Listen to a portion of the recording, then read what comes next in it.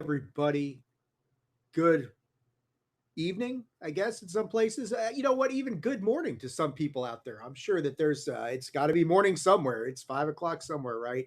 Welcome into this very special edition of Unidentified History here on the 79th anniversary of the Roswell event. Mike's in here. Okay, we got a couple of people already just waiting to jump in here, man. Mike's in here, our good friend Mike. Uh, and we've got also we got Nick's in here as well, Longhorn. Who Tony, you remember him from the one episode we did not too long ago. So we got people. Yeah, Nick actually got one of the advanced copy on the Roswell document that I did. So I know, Tony. He's part of the inner circle now, that sort of thing. But yeah, welcome into this edition of Unidentified History. This is a special one. It is the 79th anniversary of the Roswell event, not necessarily the crash, but as we will talk about here tonight, the announcement of what happened at Roswell, the Air Force announcement that a flying saucer had been captured on a ranch in Roswell, New Mexico. On this episode, we're going to break down all sorts of stuff with the Roswell event. There's going to be lots of video, lots, the historical document that'll go up. I will tell you guys right now when it goes up on the official, when the episode officially comes out, it's like 25 pages long. I did a lot of work on this one, and I know, Tony, you put me over all the time on these things, and I really went out of the way to do as much research as I could on this. I'm not Gerb, but this is pretty good. So that sort of thing. Um, go ahead, Ben. You wanted to say no? let, let me start off by doing this before we get into the minutia of Roswell and like really start digging deep into this thing. Tony, let me go to you first, and I got to tell everybody tonight that Tony may not be here for the whole episode. He's we'll see how he goes, see how it goes, but he's been real busy, and I know he's tired, and I don't blame him at all. That sort of thing. So I really appreciate you coming in here for the little bit of time you can be here.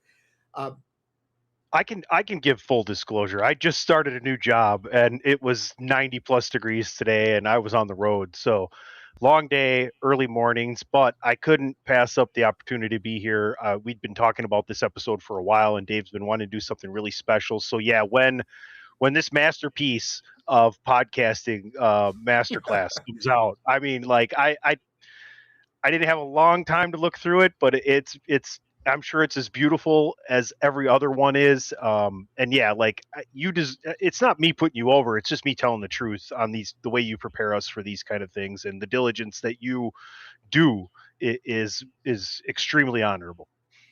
Well, I really appreciate that, sir, and thank you very much. And yeah, at least somebody's doing full disclosure here today and I appreciate that, buddy. That's you. That is you. Full disclosure. Yeah, man. You like Um, that? I do. I love that. At least we're getting it from somewhere.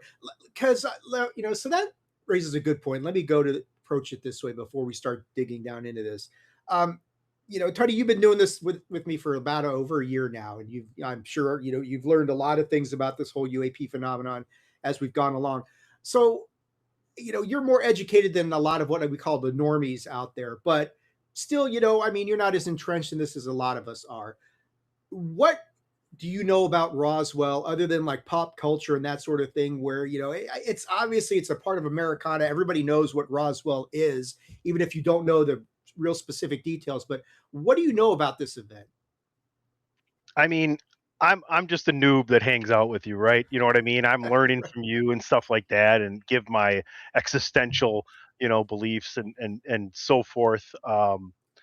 I don't know a lot about it. I know about Roswell. I know that you can't really get where you want to go if you're looking for something down there because the government's taken over, right? So, is that a good thing or a bad thing? I don't know. That's kind of what we discuss and discover here and kind of lay the facts out that we have that we're, privy to and make our assumptions from there. But I mean, I know that some shit went down, that's for sure. I believe that.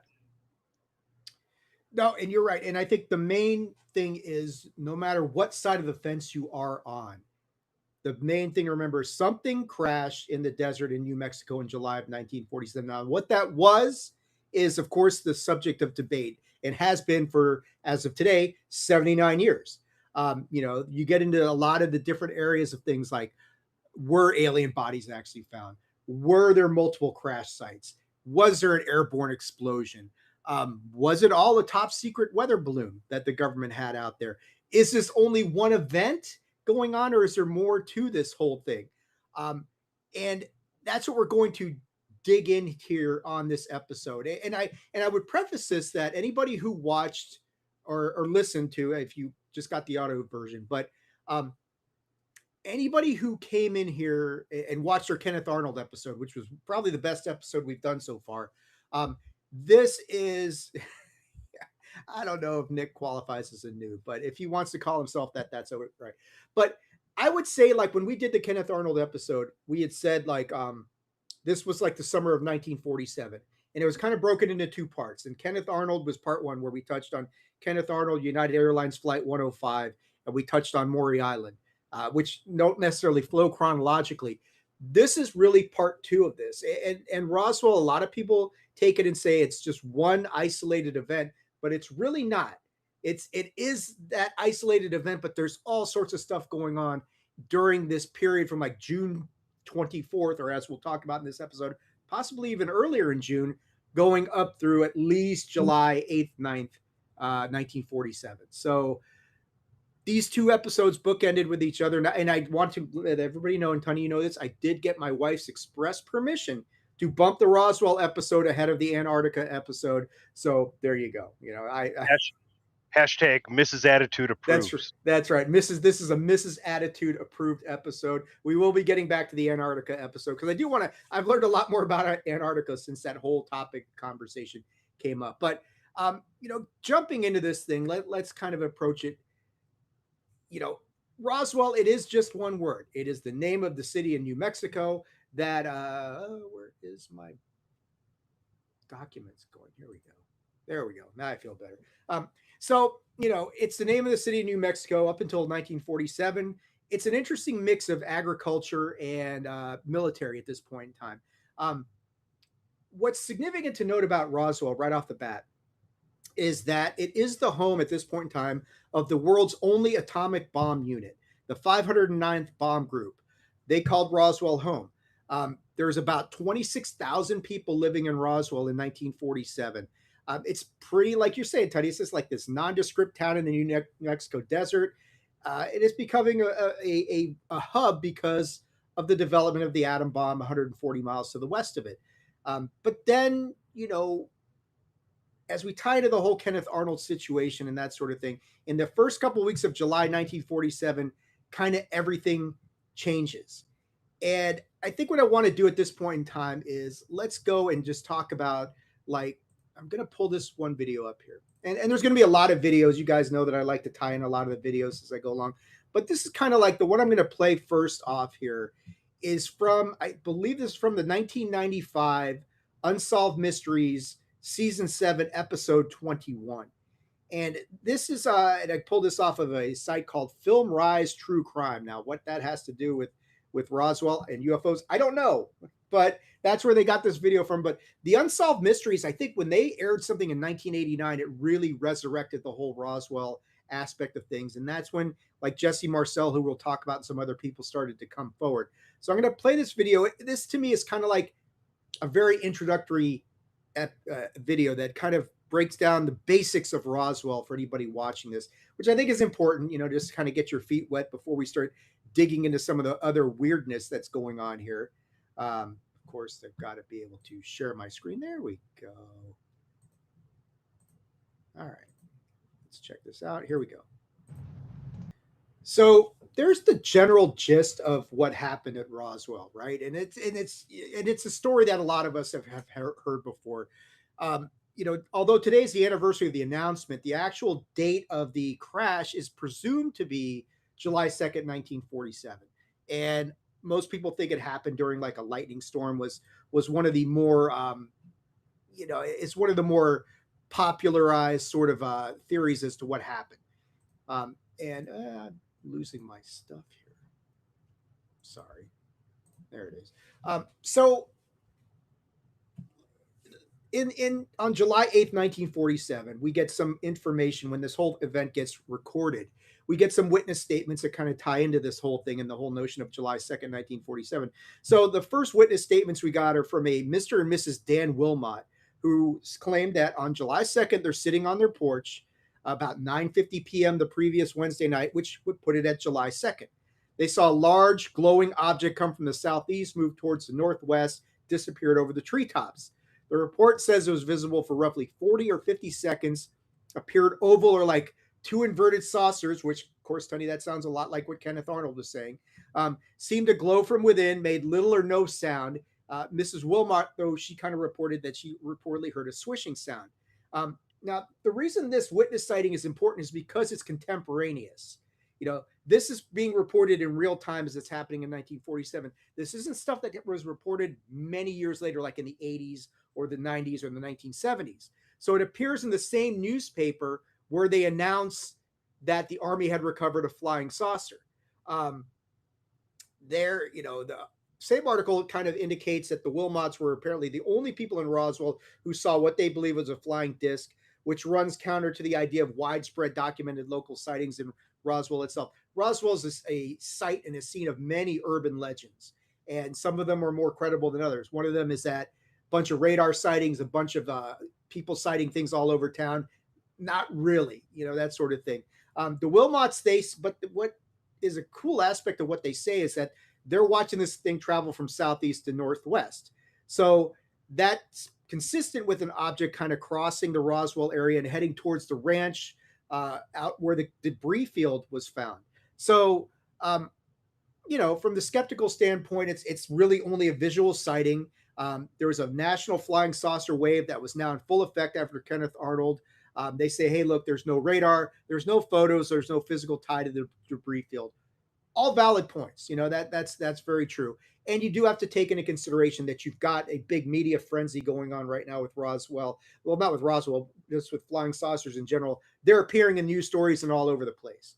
So you then get the Wilmot sighting, like in that video, was a storm and an explosion on the night of July 2nd, followed by Mac Brazel discovering debris the next day. So Netflix, and I love me some Robert Stack on the old Unsolved Mysteries.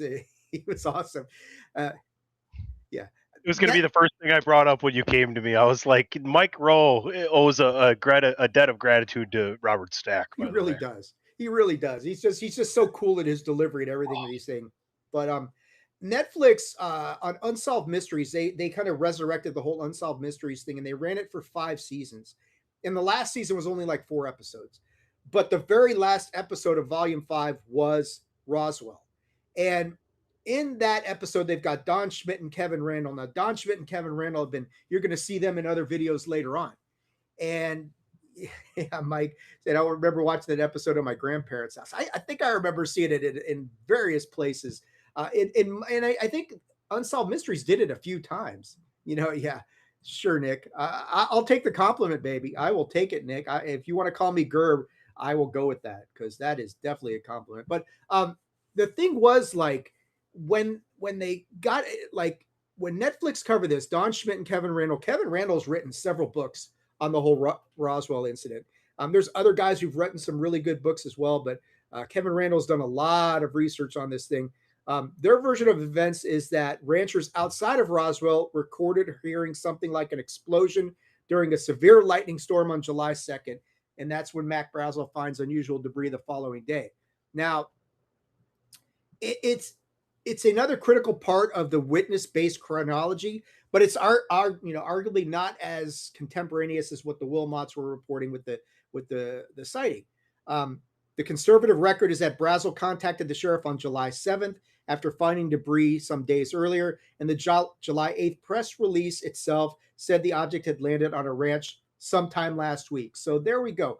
You could pretty much pinpoint it down to July 2nd seems like the most likely date that this crash or whatever it was happened. There's another recurring claim involving William Woody and his father.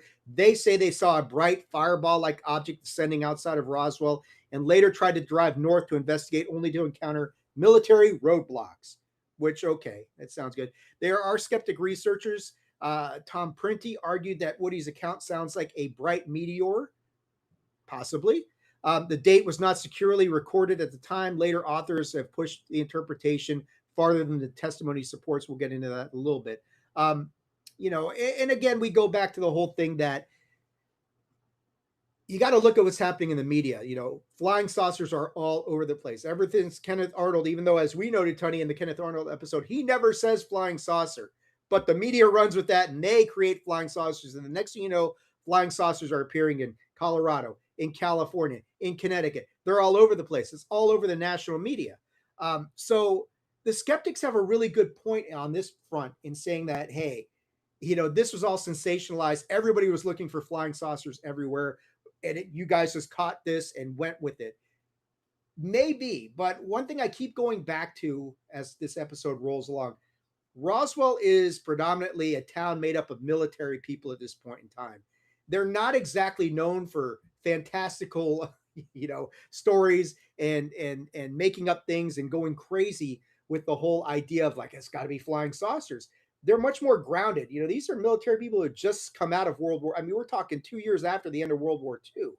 So in my mind, it's like, well, some people, yeah, but I don't understand why a town full of people who were raised by military personnel would just go in the direction of making this up, or maybe they did misinterpret things. That's possible as well. But Mike's got a good one. My starting point is, do UFOs crash? And if they crash, are they toxic like Rendlesham because this guy brought it home to touch? That's, Rendlesham's its own rabbit hole, that's for sure. But go ahead, Tony, you wanted to jump in there. Oh, Mike, I'm just asking the hard-hitting questions there, Yeah. I mean, and of course, and we're going to get into some of that as we go along and we start tying in some of these other events in here. The I did mention the whole notion of objects being tracked on radar in the days leading up to the Roswell crash. Now, we've got a version involving somebody by the name of Frank Kaufman, and he was originally hidden behind the pseudonym Steve McKenzie. Now, Kaufman had originally reported that radar operators at White Sands, Roswell, Albuquerque, and other sites supposedly tracked an unidentified object over southern New Mexico beginning around July the 1st, 1947. There is a NICAP page reproducing the Randall Schmidt version stating that military radar operators tracked an unidentified object over southern New Mexico, first appearing near White Sands, and that Kaufman gets ordered to monitor the movements. However, this claim has some serious problems because Randall would later acknowledge in his documentaries that CUFOS, which is a civilian UFO group, published Frank Kaufman Exposed, which is important because it came from the UFO research community and not from the Air Force, unlike so many other things that we'll talk about. The article stated that Kaufman claimed the radar watch was established at White Sands and that on July 4th, the radar return appeared to explode with debris falling to the ground.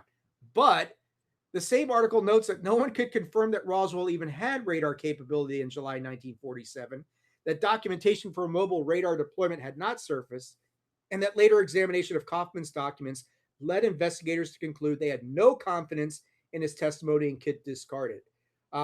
So Kaufman's credibility getting pummeled was a big blow to those claiming Roswell was an extraterrestrial event.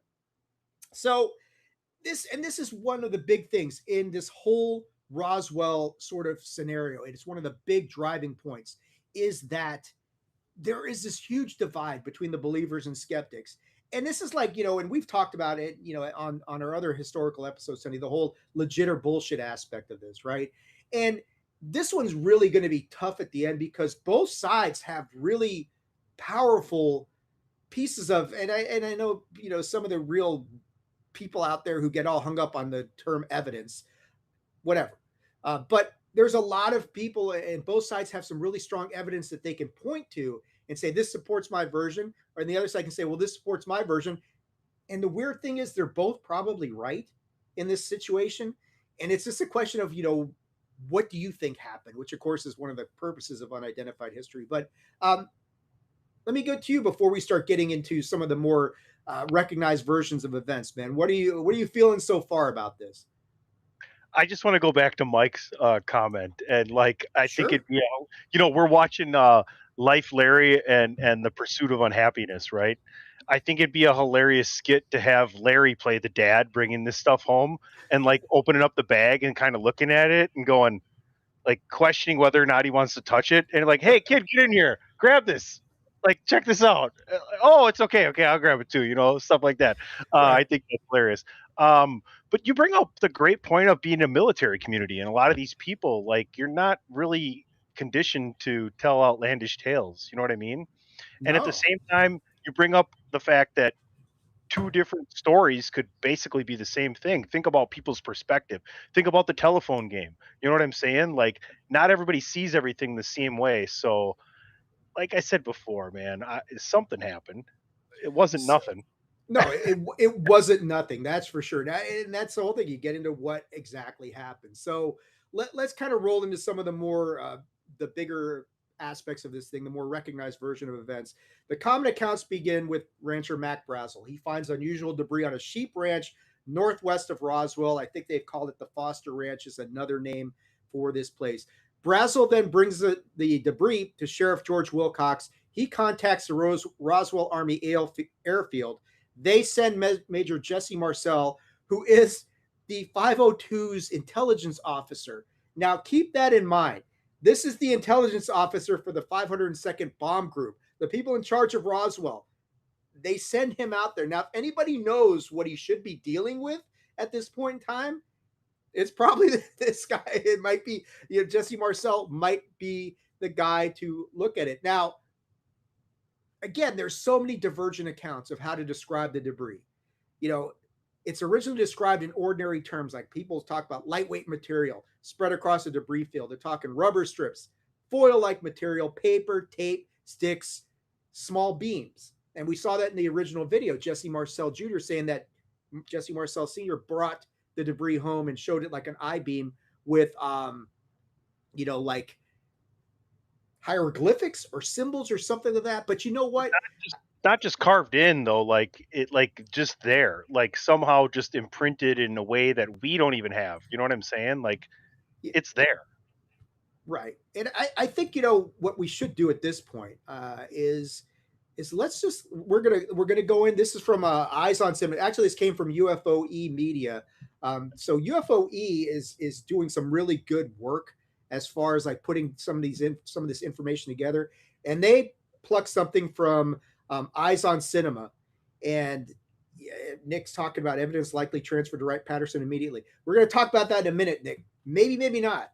That's kind of the aspect of things that maybe it did, or it gets a little convoluted. But let's listen to Jesse Marcel. This is the primary witness. He's going to tell you in his own words what he experienced, what he found, and that sort of thing. So let's see if I can't get this up here, and we'll listen to the man himself.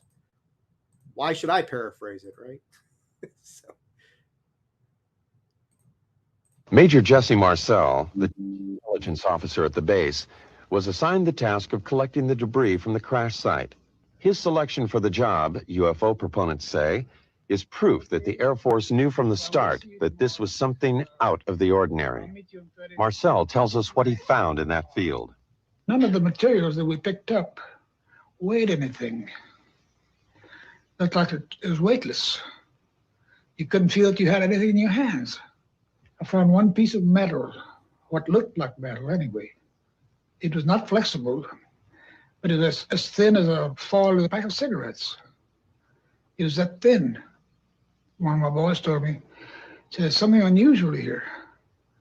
He said, I tried to make a dent in this metal, but he says, you can't bend it. You can't make a mark on it. He says, I took a sledgehammer and whammed it. I put it on the ground and whammed it. The sledgehammer bounced off of it. When Major Marcel reported his findings to officials back at the base, they issued a startling press release. They had a flying saucer. The next day, Major Marcel was assigned to take the remains of the crashed objects to Wright Field in Ohio for further examination. There's to Nick's point. However, the plane landed at Carswell Air Force Base in Fort Worth, Texas. General Alfred Ramey took one piece of the object off the plane and called a press conference. Then Major Marcel was given different orders by Ramey. He was not to continue on to Wright Field. He told me not to say anything. He says, I'll handle it from now on. And that's exactly what he did. When he came out, he said, he told the press that was there, He said that was nothing but a weather balloon, crashed weather balloon. Marcel, under orders not to say what he believed, only recently spoke out against the Air Force's revised story.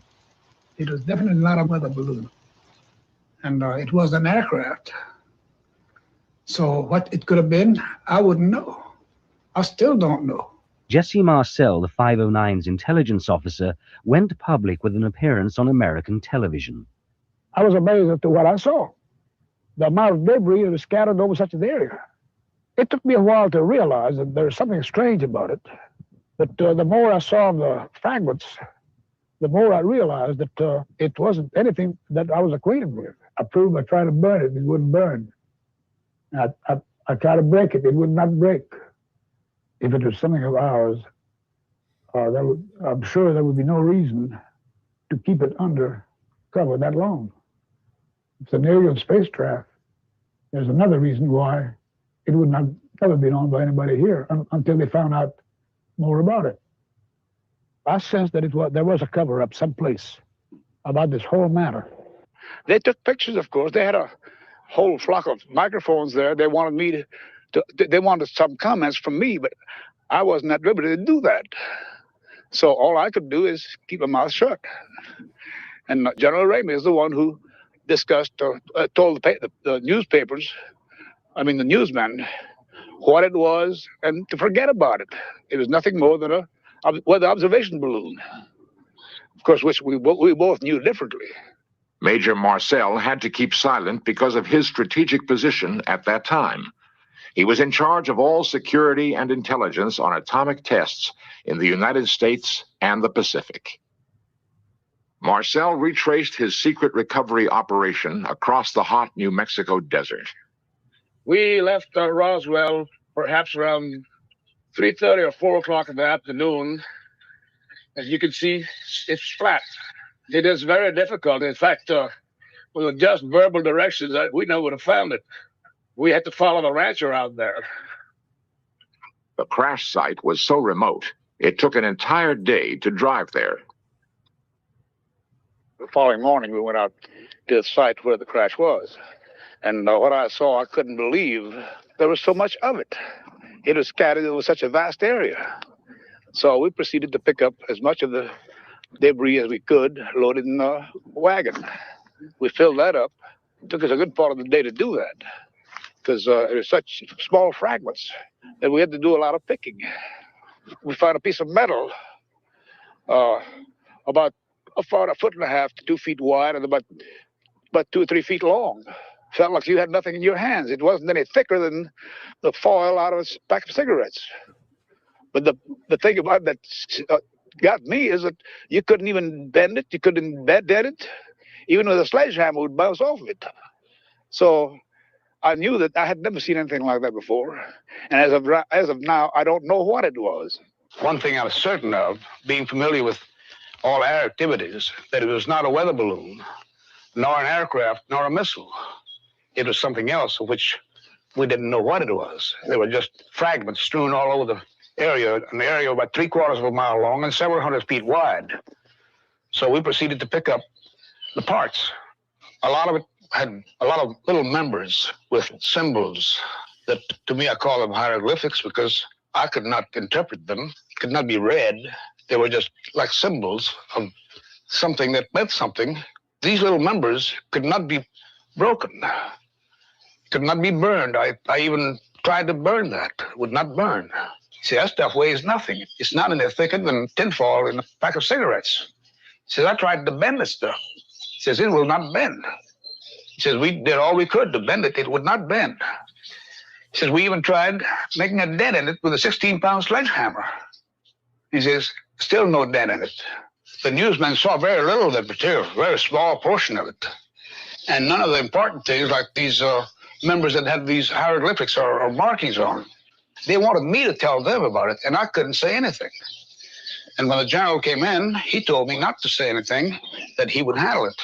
My father had been called out to investigate what I thought was an aircraft accident some distance from here on a ranch close by. And he came back much later one evening, about maybe 2 o'clock in the morning, with a car full of debris, like metallic debris. And he was very excited about it. He unloaded a good part of this debris into the house here, into the kitchen part. And he woke my mother and myself up to come look at this because he had no idea what this was. Material that it consisted of was more foil-like, although it was a very strong, very tough material.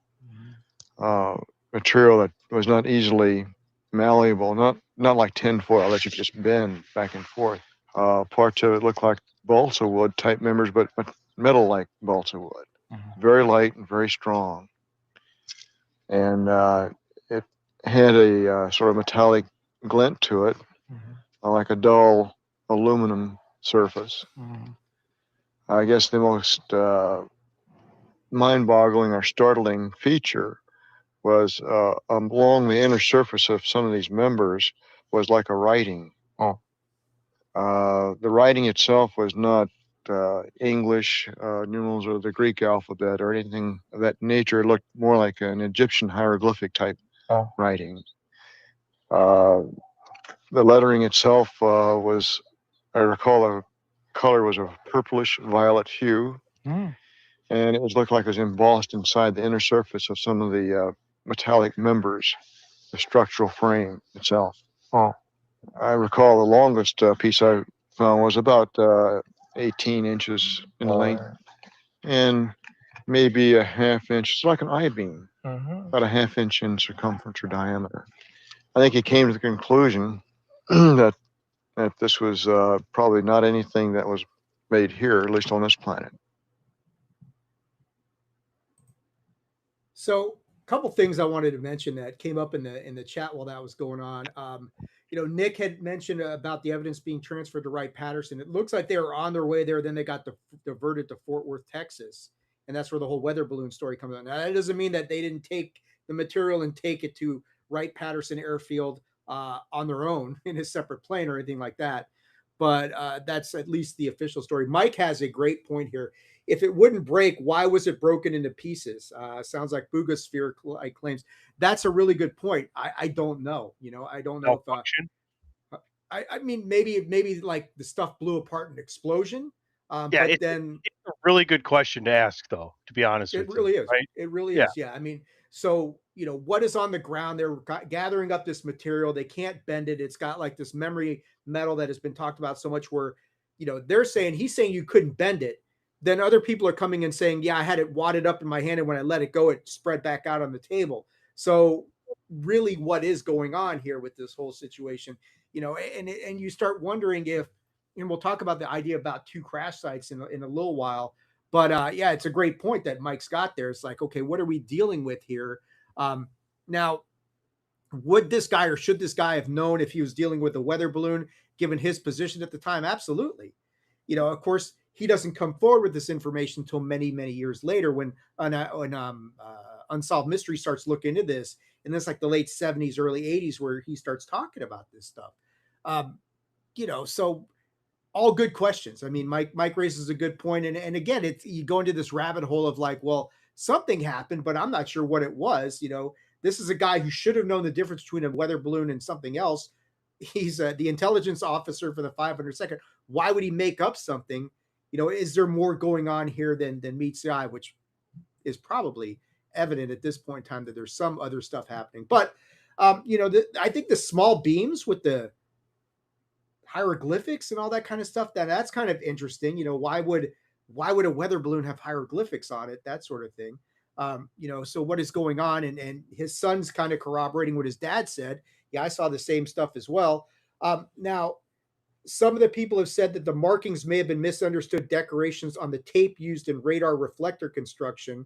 We're going to talk about Project Mogul later on. That points to radar targets made with materials including tape that reportedly had pink and purple flower-like or geometric designs sourced from a manufacturer that also made toys. So if that's true, then maybe you've got an explanation as to what this stuff is. So then we get to July 8th, 1947. We get the official announcement that the military had recovered a flying disc. And they run their now famous statement, RAAF captures flying saucer on ranch in Roswell region. and the Government Accountability Office, who launched several investigations on this, they later summarized the official sequence. The RAF reports the recovery of a flying disc. The next day, the press reported that Brigadier General Roger Ramey of the 8th Air Force had said the recovered object was a radar tracking weather balloon, not a flying disc. And that reversal of field, of course, is the heart of the controversy. Now a lot the skeptics will say, well, it was the local base press getting ahead of itself during this national saucer craze. They're like, we've got something here, let's call it a flying saucer. Okay, but at the same time, that's like, wow, that is an awfully big fuck up to make, isn't it? To sit there and say we're going to look at debris, and before we've gotten anything figured out, we're just going to run and say it's a flying saucer. I've never understood. That's the one aspect of Roswell that I just don't understand, is why use the specific words flying saucer unless they saw a flying saucer. That's the part that I always come back to on this thing. And again, I go back. This is the only unit in the world that had the capability to deliver an atom bomb at this point in time. So is it reasonable to believe they would have made such a seemingly ridiculous mistake as not being able to distinguish a UFO from a downed weather balloon? The 509th was exactly the type of unit that would have known what they were dealing with, and they would have known, hey, this is something exotic, and we need to keep this under an enormous level of secrecy. So I don't know, that sort of thing. I'll go to you, Tony. What do you think about that? That's again, this is so many of these layers on this event that you just get into, and you're like, hey, what the fuck is really going on here? I think it's important to know that as much as we know about history, we don't really know exactly how the times were back in that, this is 80 years ago, guys, literally. Like, you may not think it, like, it's hilarious. I think about years in the past, and I go, oh my goodness, I'm this old now, and Dave knows exactly what I'm talking about because I'm younger than Dave, and he laughs at me because I'm like approaching that kind of part of my life. Kids, man. Yeah. I'll tell you something that kind of stuck out to me while listening to these interviews was the father and son almost seem conditioned to hit the same points over and over again. I'm not saying they're lying. I'm not saying it's propagated bullshit, but I'm just saying it's a little weird that the story is so general and they both consistently hit the same points. That kind of struck me a little bit, like, as someone who, I feel like I can pick up on bullshit, but I don't have ESPN. I do have ESPN, but I don't have ESP or anything, but I mean, it's just that kind of caught me a little bit. But at the same time, we're talking about a lot of shit going on here. Where there's smoke, there's fire, right? Right. And to be fair, that part that I played was several interviews all spliced together on one thing. Because like one of them, you could hear the very famous voice of Leonard Nimoy, which tells me that Sure. In Search Of was looking at this as well somewhere in the 70s, kind of like feeding into the frenzy that was started, all this thing. But you raise a good point. I mean, it's the same story. How many times did Jesse Marcel say thin like a pack of cigarette foil? Heard that like 3 times. You couldn't bake it, couldn't bend it, couldn't break it, hit it with a sledgehammer, nothing. Heard that several times. So there's something to be said for consistency and testimony, for sure. There's also something to say, well, that does feel a little bit canned and a little bit planned. Now, the son, not as much as the dad, but you get to see a lot more with Jesse Marcel Sr. As this goes on, we know that, like we're talking about, they take the debris, ends up going to Fort Worth, Texas. Ramey displays the debris to reporters. The famous pictures are taken. It's balloon. It's a weather balloon, that sort of thing. When the GAO reviews this in 1995, they find that a July 1947 history report by the 509th Bomb Group stated that the flying disc, air quoting, flying disc in the 509's possession turned out to be a radar tracking balloon. And it also found an FBI teletype from July 8, 1947, stating that the military had reported recovering an object resembling a high altitude weather balloon with a radar reflector. And that's one of the strongest points for the skeptics, right? You've got the surviving contemporaneous records pointing toward balloon radar reflector debris, not a UFO. There's no mention of alien bodies, that sort of thing. But the believers, they say, look, the military first said flying disc, quickly reversed itself. The object was recovered by a significant military unit. That's very true. And then, like we're talking about the contemporaneous records, and Tony, you're going to recognize this going, remember in the Battle of Los Angeles episode, the very first thing we did, the original negatives of that famous photograph just vanished. Nobody knows what happened to them. God, exactly. You have the same issue here at Roswell. Some records later turned out to be missing or destroyed. And of course, Jesse Marcel would later say the weather balloon explanation was simply not true. And Marcel is the key to this whole thing. And like you're saying, I think we've got to look at him. He is the flashpoint of this whole thing because this story lives or dies with his credibility. Because after the whole weather balloon explanation, his story goes pretty much quiet until the late 1970s when Marcel, people ask, well, why do you wait so long? It's in the late 70s, he speaks with UFO researchers, and he says the material was not a weather balloon, and the official explanation had been a cover story. So Time magazine, when they did their own, they did a big episode, or not episode, issue about this. They summarized the modern revival this way. The Air Force's later investigation disclosed a classified balloon tracking project, which is Project Mogul. We'll talk about that. But some figures, including a gentleman by the name of Walter Hott, there's interviews with him, they continue to believe the event involved an alien landing. And like I said, we have the issue of records just gone, vanishing, records missing. The GAO found that some of the Roswell Army Airfield administrative records, and this goes back, this is kind of weird because it goes back before Roswell. So this goes back before the end of the war. Records from March of 1945 through December of 1949 and outgoing messages from October of 1946 through December of 1949 had been destroyed. And the document disposition form did not show who destroyed them, when, or under what authority. Now, is this just another example of some messy mid-century records keeping act? They're not as meticulous as we are nowadays when we just upload everything to the cloud. But if you're doubting the Air Force's version of events, this is kind of the record gap that you would expect to see at a cover-up, right? I mean, you gotta look at that and say, okay, something's not right here, right? I'm not a crook. Someone snuck in somewhere with flashlights and grabbed some files, and it had to be a lot easier back then. There was no data tables and internet, and well, I mean, unless you think Al Gore is 500 years old and invented the internet, Might have been. sorry everybody, but yeah, I mean, it's a lot easier to do that kind of shit way 80 years ago, right? Yeah, I mean, there's really one record. I mean, maybe you've got some copies of it that you were created, but it's not like now you just plug it into a machine. Here's like 55 copies of this whole thing. So yeah, you're right. It is much easier to make records, negatives, photos, data vanish in 1947 than it would be today. Right. There's a camera on every corner in everyone's pocket right now, right? They always say the winners write the history. Well, the power writes the history, right? So it's a lot easier to write the history 80 years ago. Right.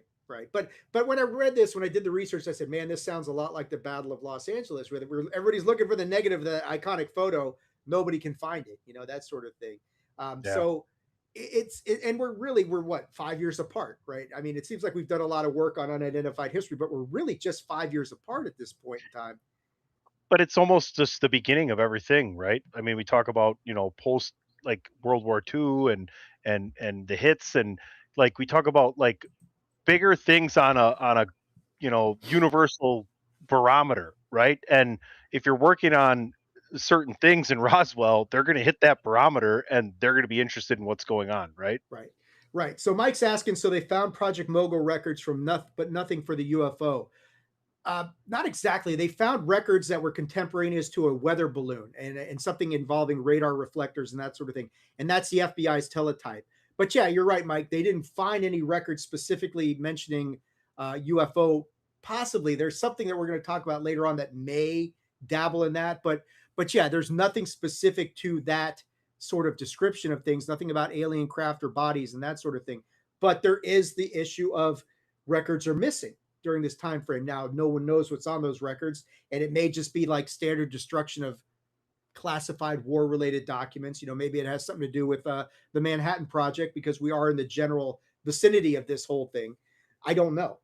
but yeah, like you said, it is something where they do the only records that exist that are contemporaneous do seem to back up the whole notion that, hey, this is a weather balloon and there's radar reflectors and that sort of thing. That's still in existence.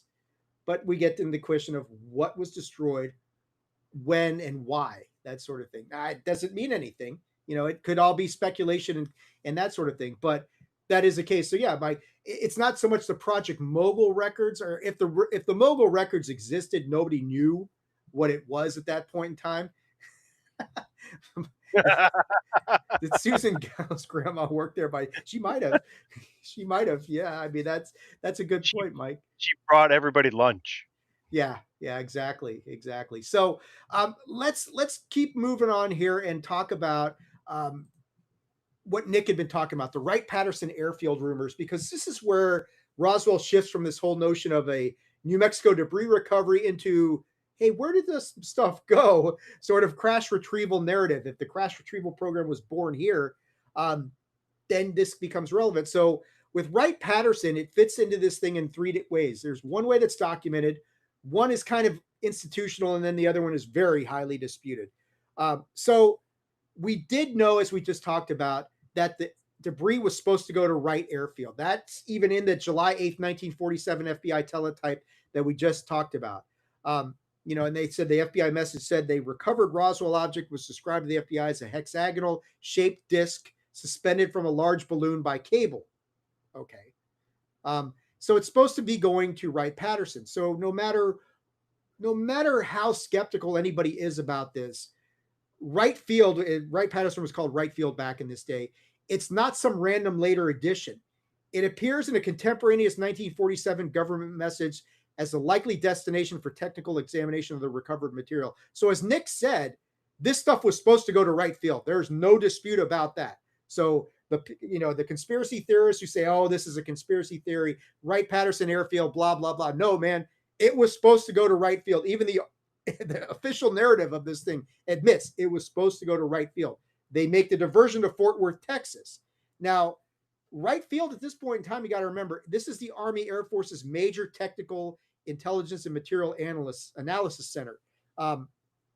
We already know the Air Force's own Roswell report notes Wright Field housed the T2, later known as Air Technical Intelligence Center. It's part of the Air Material Command Structure.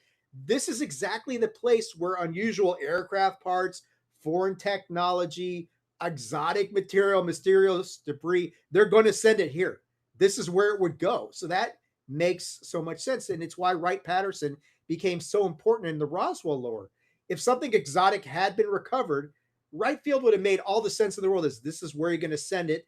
This is where you're going to analyze it, possibly reverse engineer it, and compartmentalize it under layers of classification if you wanted to. So, okay, that makes sense. But was it the real destination? The Air Force's report itself acknowledges most Roswell stories involving alleged alien bodies have them being shipped to Wright Airfield, and we're going to get into that later on. So we talked about how Wright had the technical capability to do this sort of thing. There's also later witness claims. We're going to get into that when we talk about the bodies, including statements about crates, lightweight material allegedly going from Fort Worth to another aircraft. So after they're in Fort Worth, and this kind of goes into Nick's point, Fort Worth goes to another aircraft headed for Wright Field. The Air Force report quotes one such claim from a B-29 flight engineer, Robert Porter, who said he helped fly packages from Roswell to Fort Worth and was told that they were going on to Wright Field. This report includes that testimony, but treats it as part of the later witness record, not as confirmed proof of anything extraterrestrial. So, for the skeptics out there, they're going to sit there and say, let's see, Mike's saying there's an important point here. Would they send out their own balloon? Possible, but seems more like someone else's stuff would be sent to look at. Yeah, I mean, why do all this stuff if you're just looking at your own balloon? I mean, even if, yeah, and that's a good point, Mike. We know for sure this stuff's going to Wright Field. That's undisputed. So, like you're saying, if it's our own weather balloon, why are we sending it to the most technically advanced airfield that we have in the country at this point in time to evaluate our own stuff? If you know what it is, why is all that stuff why is all that stuff necessary? So that's a really good point, Mike. I mean, it makes you wonder. That doesn't mean it's an alien. Could have been a Soviet spy plane. That's one of the rumors that's been out there, that this was something involving the Russians, that sort of thing. But it's a really good point. Now the skeptics to say, look, we know that Wright Field was the ultimate destination, but they're only sending balloon-related debris there. And the GAO found the two 1947 records. But like Mike's saying, this does go to why are we sending all this, our own stuff, to Wright Field? And as we know, Wright-Patterson is soon going to become central to the official UFO history. The National Archives later on states the Air Force's UFO investigations were headquartered at Wright-Patterson. This includes Project Sign, beginning in December 1947, so roughly 5 months later. Project Grudge, which ended in August of 1949. And then Project Blue Book, which we know runs from March of 1952 to December of 1969. And Project Blue Book, which had its origins at Wright-Patterson, logs 12,618 sightings. And this is an interesting tidbit. 701 of them remain unidentified to this day. And that project was headquartered at Wright-Patterson. So what was taken from Roswell and eventually made its way to Wright-Patterson Airfield might forever be shrouded in mystery. Nobody knows. But Wright-Patterson and Roswell become inextricably linked forever due to this whole scenario and this whole crash retrieval aspect of things. What do you think, Tony? I mean, we talked about, and again, I mean, and you're seeing a theme that's coming in this episode. I can tell already, you're seeing like, there's so much to this, and there's so many different ways to look at this, and there's so many good points. And I like, Mike's kind of playing along with us, and he's going on both sides of the fence here. And that's what I'm trying to be as balanced. You guys know I'm a believer. That's no secret, but I'm trying to be as balanced in this research as I can, because I want to be, because this event is that important. But what do you think of this? I mean, I think Mike raises a great point. Why are we sending our own stuff to all this circuitous route just to get it to Ohio? It just seems like the powers that be are divided. There's someone there that wants to know, and there's someone there that kind of knows and doesn't want anybody to know. Do you know what I mean? Like, hey, let's do this, and then someone else is like, no, we're going to do this, and just completely quash it out, right? Because if you can provide a meaning to something that quells everything, then you don't have to worry about it anymore. And that person is obviously trying to hide something. So something's trying to be hidden here is what I take away from it, where there's inside the same organization, there's two sides. Right. And if it really was this top secret mogul project, maybe they're trying to keep it under wraps so much that like, well, let's get it out of here. But the thing about mogul we're going to talk about that's important is that mogul's purpose was very classified. The whole object of trying to detect the Soviet nuclear or atomic bomb before, they wanted to know a second it was detonated. And that's what mogul was all about. But mogul's really made up of pretty ordinary material for weather balloons at the time. So there's nothing particularly special about its composition that would say, let's get this stuff out of here and send it from Texas to Ohio, that sort of thing. But you're right. It seems like something is being hidden here for some reason. And that I think is coming through it. No matter whatever side of the fence you're on, whether you think ETs or something more prosaic, they're hiding something. And they're hiding it for a specific reason. Now, what that reason is, that's the big question. So that's why we're here. That is exactly why we're here. Let's get into some of the more urban legends about this whole thing. One of the big ones that came about later on is, was there more than one crash site?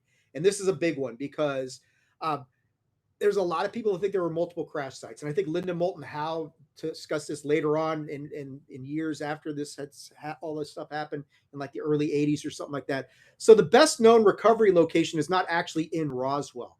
The debris is actually found on the Foster Brazil Ranch, which is northwest of Roswell, and it's much closer to Corona, New Mexico. And a lot of people will call Roswell, instead of calling it Roswell, they'll say the Corona crash. This is why. The Bureau of Land Management identifies an alleged UFO skip site near Corona and describes it as a place where some believe an object crashed in July 1947. Its directions place it about 78 miles from Roswell. Yeah, Mike's saying he went to Roswell and heard the same, drove way out until private property. Yeah, and maybe Mike can clue us in on this whole thing. I mean, it's 78 miles away from Roswell. All indications are this thing is out in the middle of, I've known some people have been able to get out there, and it's like way the hell out there. So, like Mike said, drive out there, you end up on private property. You go from BLM land where they don't care so much, and then you're the next thing you know, it's like, where the hell am I? I've never been out there. I'd like to check it out. Time summary of the original story is consistent with this. Mac Brazel found the material in a sheep ranch northwest of Roswell, and then that's where Jesse Marcel went out there to investigate. And the big question is, are there two crash sites? Which raises some interesting quandaries. If there's two crash sites, was there did two things come down? Was it, as we'll discuss, was it a debris field and a crash site? The official answer for whether there's new crash sites, according to the official word, is no. Yeah, Mike saying have 4-wheel drive. Yeah, dude, I can imagine. It looks pretty rough out there, man. Yeah, I think like the Jesse Marcel video, you got desert tortoises running around out among debris field. That's pretty rough. But anyway, the official story centers on one debris recovery, which is later explained by the Air Force as Project Mogul. The Air Force's Roswell report says the Army Air Force has recovered debris from a balloon-borne research project named Mogul, and the later stuff about the bodies we'll talk about. However, a lot of the believers and the researchers and many of the Roswell accounts, they do describe more than one site. And usually the distinction is there's a debris field near the Corona Foster Ranch. This is where Mac Brazel found the scattered material. Then there's a separate impact or craft, possibly alien body site. This is described in later witness accounts as a place where a more intact craft and bodies were allegedly recovered. And this is, of course, where things start to get really messy.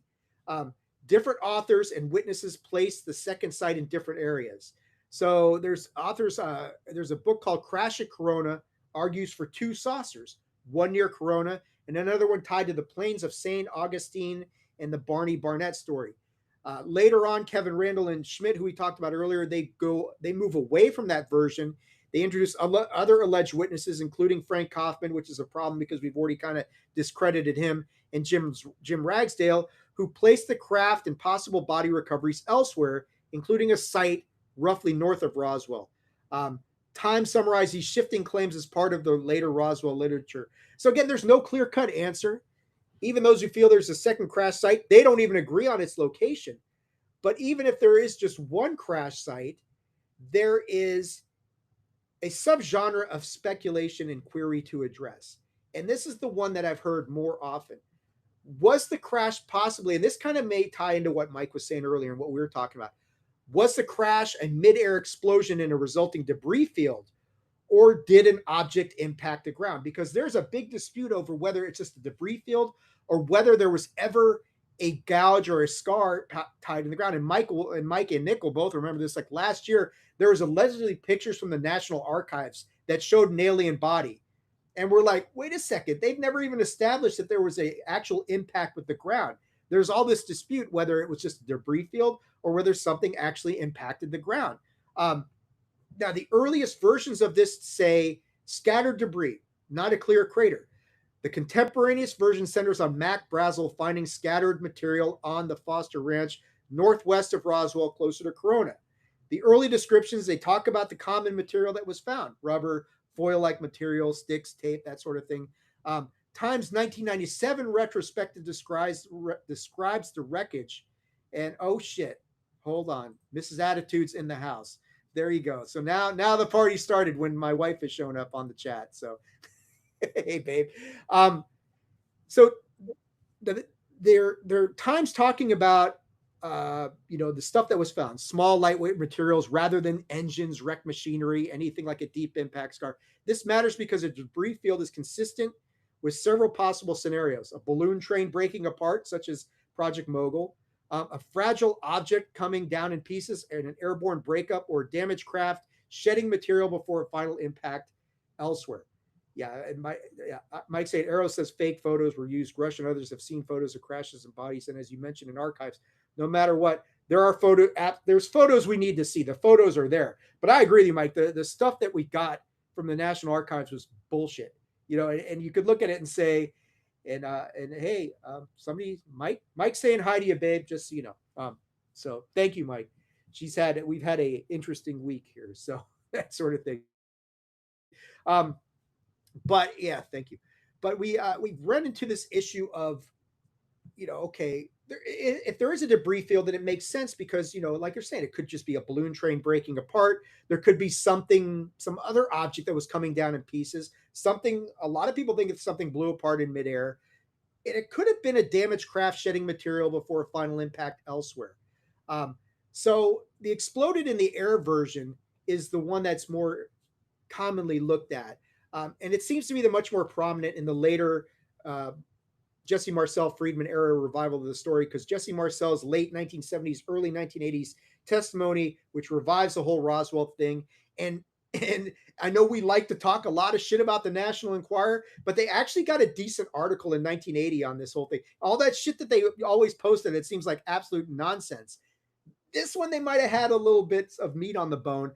They literally framed this a whole thing around the idea that he picked up, and yeah, there you go. And Nick's also waving to you, Mrs. Attitude. So, my wife's the best part of this show, even if she's never on it. But so, but the idea literally framed around the idea that Mac Brazel had picked up the wreckage from a UFO. It exploded over the United States and New Mexico, that sort of thing. Now, the late great Stanton Friedman also argued that a flying saucer had exploded, which helped turn the scattered debris field into an airborne breakup narrative. So Stanton Friedman, who did as much research on this as anybody, is saying it's an airborne breakup, that sort of thing.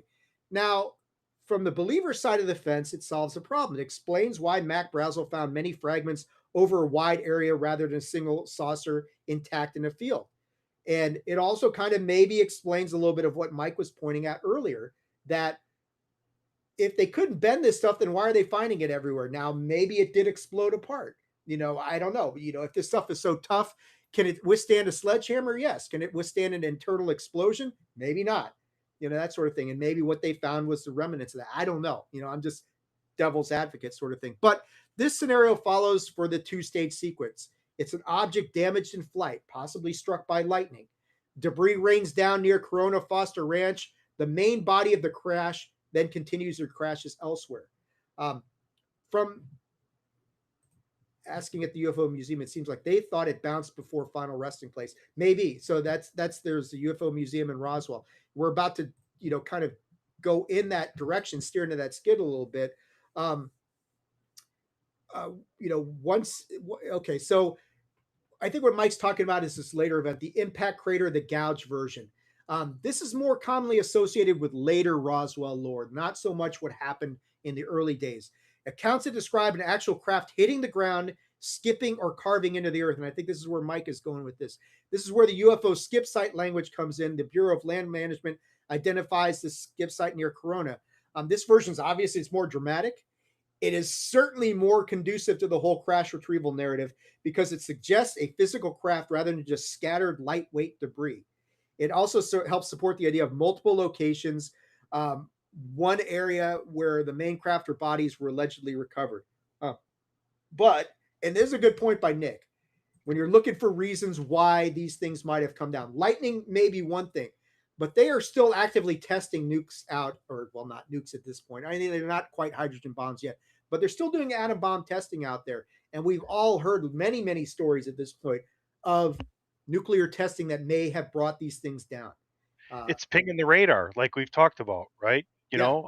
We talked about from the early on the events we've moving forward. Like these things, they're gonna actually expand into the universe, and they're gonna hear them. Yeah, and they're coming to check it out, and they're saying what's going on here in this place in New Mexico. Okay, they detonated an atom bomb. They're still fucking around with this stuff a little bit. Stuff explodes. They get too close.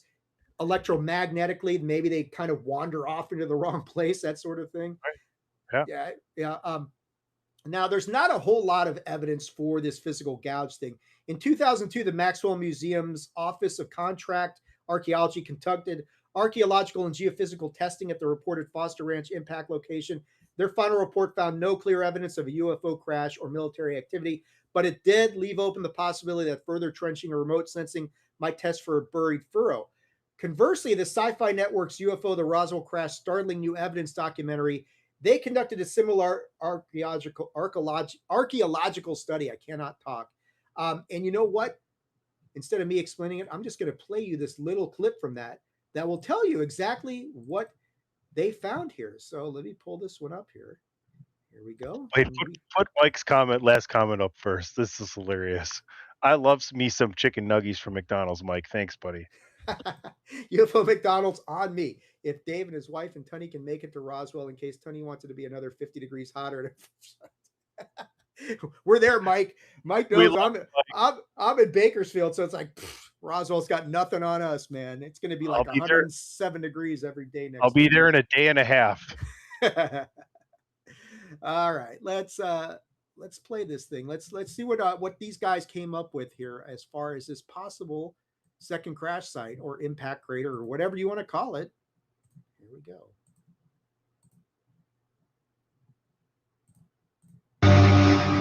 Three weeks after the backhoe excavation, Bill Dolman returns to the dig site to examine his results. In one of the trenches, he is surprised to find what could be an impact mark, right where the experts said there'd be one. Something moved the original natural soils and sediments from here at some time in the past, and then it filled back in. It happened long enough ago that this feature was not evident on the surface at the time. But does any of this evidence bring us closer to solving the riddle of Roswell? What we have done is find some things that are suggestive, taken soil samples that could be looked at microscopically for some kind of debris evidence. We came up with some surprises. One of them's over the hill and is clearly, to my mind, not a cow path and not an old two-track that's eroded. And it was quite a surprise. Someone could come along and take part of our results, selectively draw upon the results of this study and say that they were offering indisputable physical evidence. But it would not be true. No, we got something that's unexplained. The Roswell incident has become an integral part of New Mexico state history. Back at the university, Dolman briefs Governor Bill Richardson on the results of the dig. And the initial impact point was right in here, according to Don Schmidt, who's basically a technical advisor to the project and a leading UFO researcher. The exciting part about this was that, wow, we've got a stratigraphic anomaly right where there should be one. We've got something, right? It's intriguing. I don't think the U.S. government. So something's there. It's inconclusive like everything else on this case, but there's something that disturbed the soil out there that at least suggests, okay, this is not a natural formation. It's not a two-track. It's not a cow path. There's something that happened out here that disturbed the soil. I don't know what it is. And you can see the governor of New Mexico at the time, Bill Richardson. I think this documentary is from like 2002, which is funny. Like a lot of the older documentaries covering Roswell are where the good stuff is. Like some of the newer stuff is like, you guys aren't really telling me anything new. But what do you think of that, Tony? I mean, nothing that's earth-shattering or super conclusive, but something there. My mind always goes first to the narrator, and that's Brian Gumbel. It is Brian Gumbel. It's unmistakable, and he's excellent at that. Yeah, it's interesting, right? Like, especially when they sit there and go, well, the markings are right where they're supposed to be. Right. That's something. Yeah, the experts have been telling us for years, this is where it happened. And it's like, well, there's something here. There's something here. Like, yeah, here's Mount Ararat, I think it is, and there's the markings of Noah's Ark, right? Like it's just kind of like that, right? Right. And earlier in that documentary, which is worth watching, actually, it's worth checking out. They did get soil samples, which did have some odd readings, from a radioactive sort of standpoint. So they took those and they took it away, and I don't know what the results of that whole thing was. But it is kind of funny, like Tony, you mentioned Brian Gumbel. We've had on this episode so far, we have Robert Stack, we've heard the voice of Leonard Nimoy, we've heard the voice of Brian Gumbel. So there's like some big heavy hitters who are like reporting on this whole aspect of things. And it's very intriguing in that respect that you get so many like well-known people who are covering this whole thing. Mike saying, did they ever agree on the crash of the size UFO? I don't think so, Mike. I mean, and there's not even consensus as to the shape of this thing that crashes down. There's some stuff coming up on that later on. A lot of people say it's not a disc. A lot of people say that it's going to sound a lot like what Kenneth Arnold was describing, Tony, something more batarangish shaped, that sort of thing. In honor of comedy, I think size has been questioned throughout humanity. That's why very good. This is why I'm glad you're here tonight, man. I need somebody to keep me grounded, man. A little levity, man. I'm sorry. It's been an hour and 13 minutes. I had to crack a joke. No, I appreciate it. Yeah, it some levity on this heavy topic. But what we're talking about when you're trying to reconcile these two versions, was it airborne? Was it a impact? Was it both?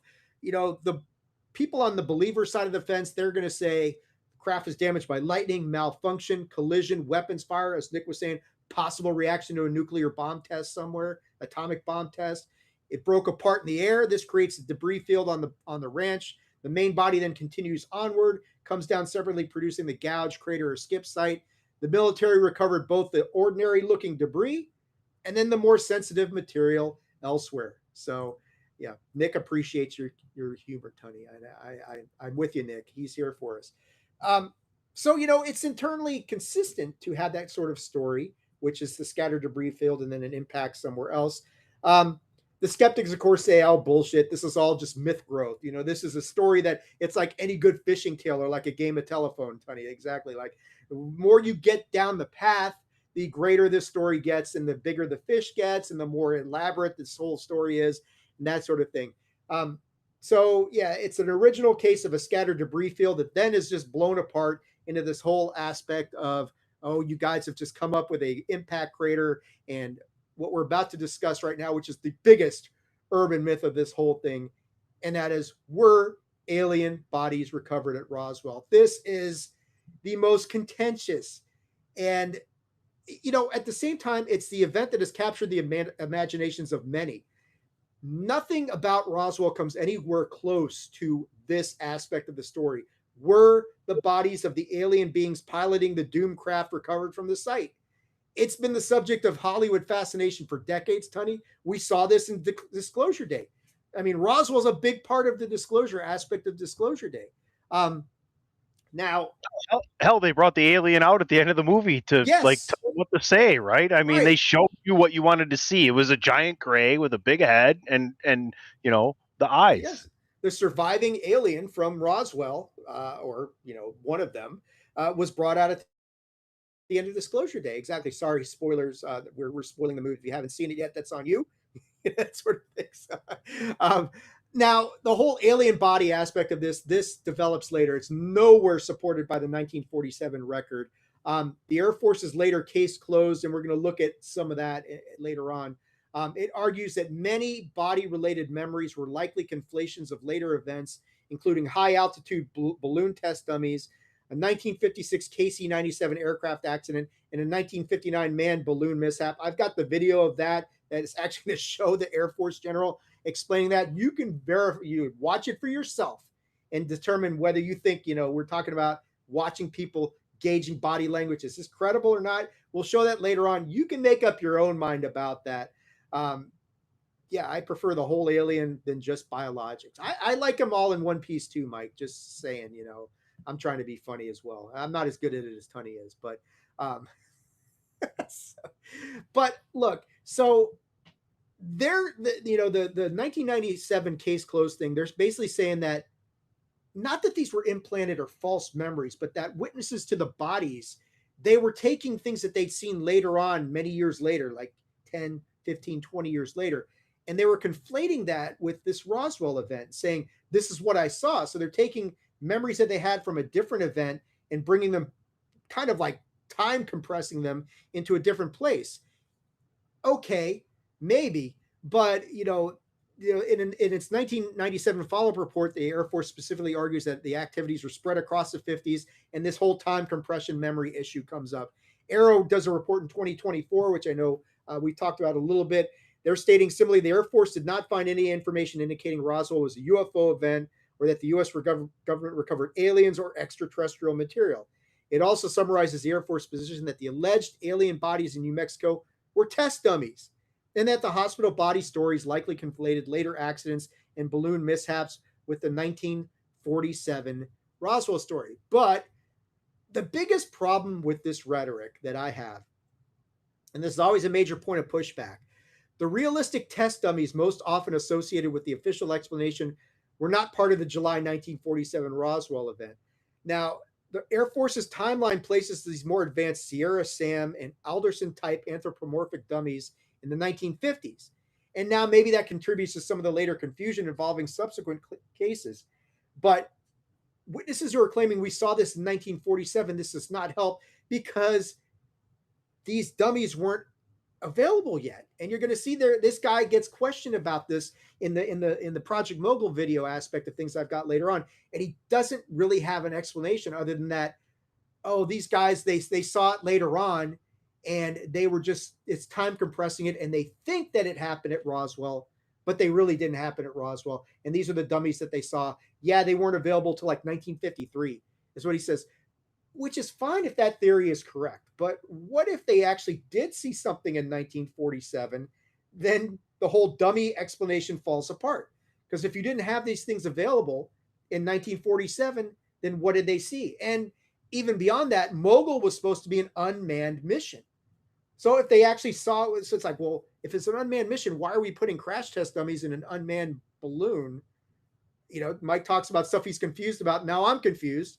So it's like, for the first time, I'll take the other side, right? Like publicly known, available is big difference between government created time, right? And to have something to test weight and mass inside of something is also legitimate, right?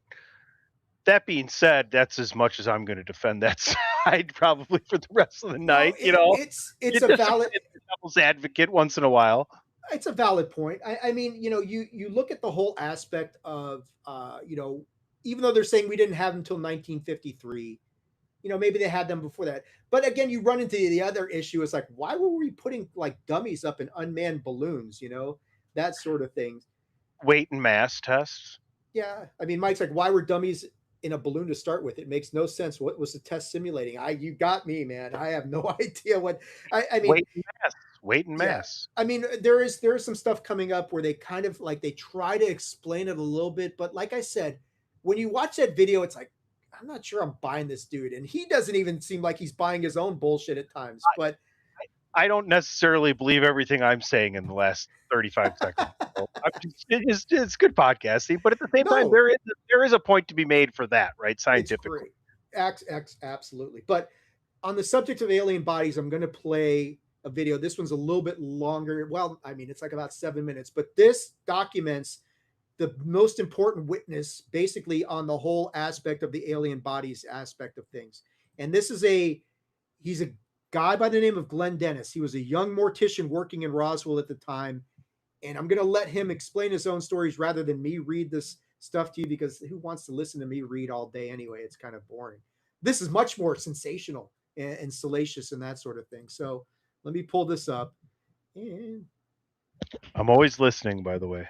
I have no doubt you're always listening, sir. Just for the viewers, listeners. So, okay. Let's get into this here. All right.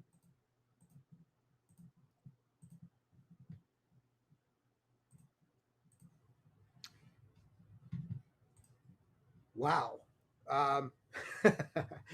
Couple things here. Let's see. Mike raises another good point here. Other than trying to send a monkey to space and the ship crashed, 3 foot small, 3 foot casket. What would you need that for any other reason? So if this is true, did they bury these beings? You know, or did they take them to Area 51 or something like that? And Nick, to his point, is like, yeah, think Glenn Dennis encountered Air Force OSI. Absolutely. Yeah. What's going on, Mike? What happened on YouTube? Did they kick me off of here? They got it out for me. Did I lose my stream or something? Oh, stream unavailable. Wow, it did shut off my stream. What is that's interesting. Very strange. I don't know what that's all about. It's still recording here. Um, Well, how is it? Yeah, how is he commenting if the stream's gone? the chat's still up, but the stream is unavailable. Wow, that is kind of fun. Suspended for policy violations. I don't understand what I suspended what policy violation I suspended there, but oh well.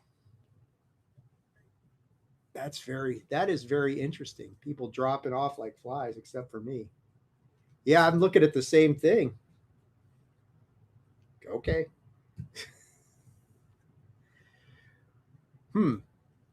Well, in that respect, I guess we'll just keep on. I don't know.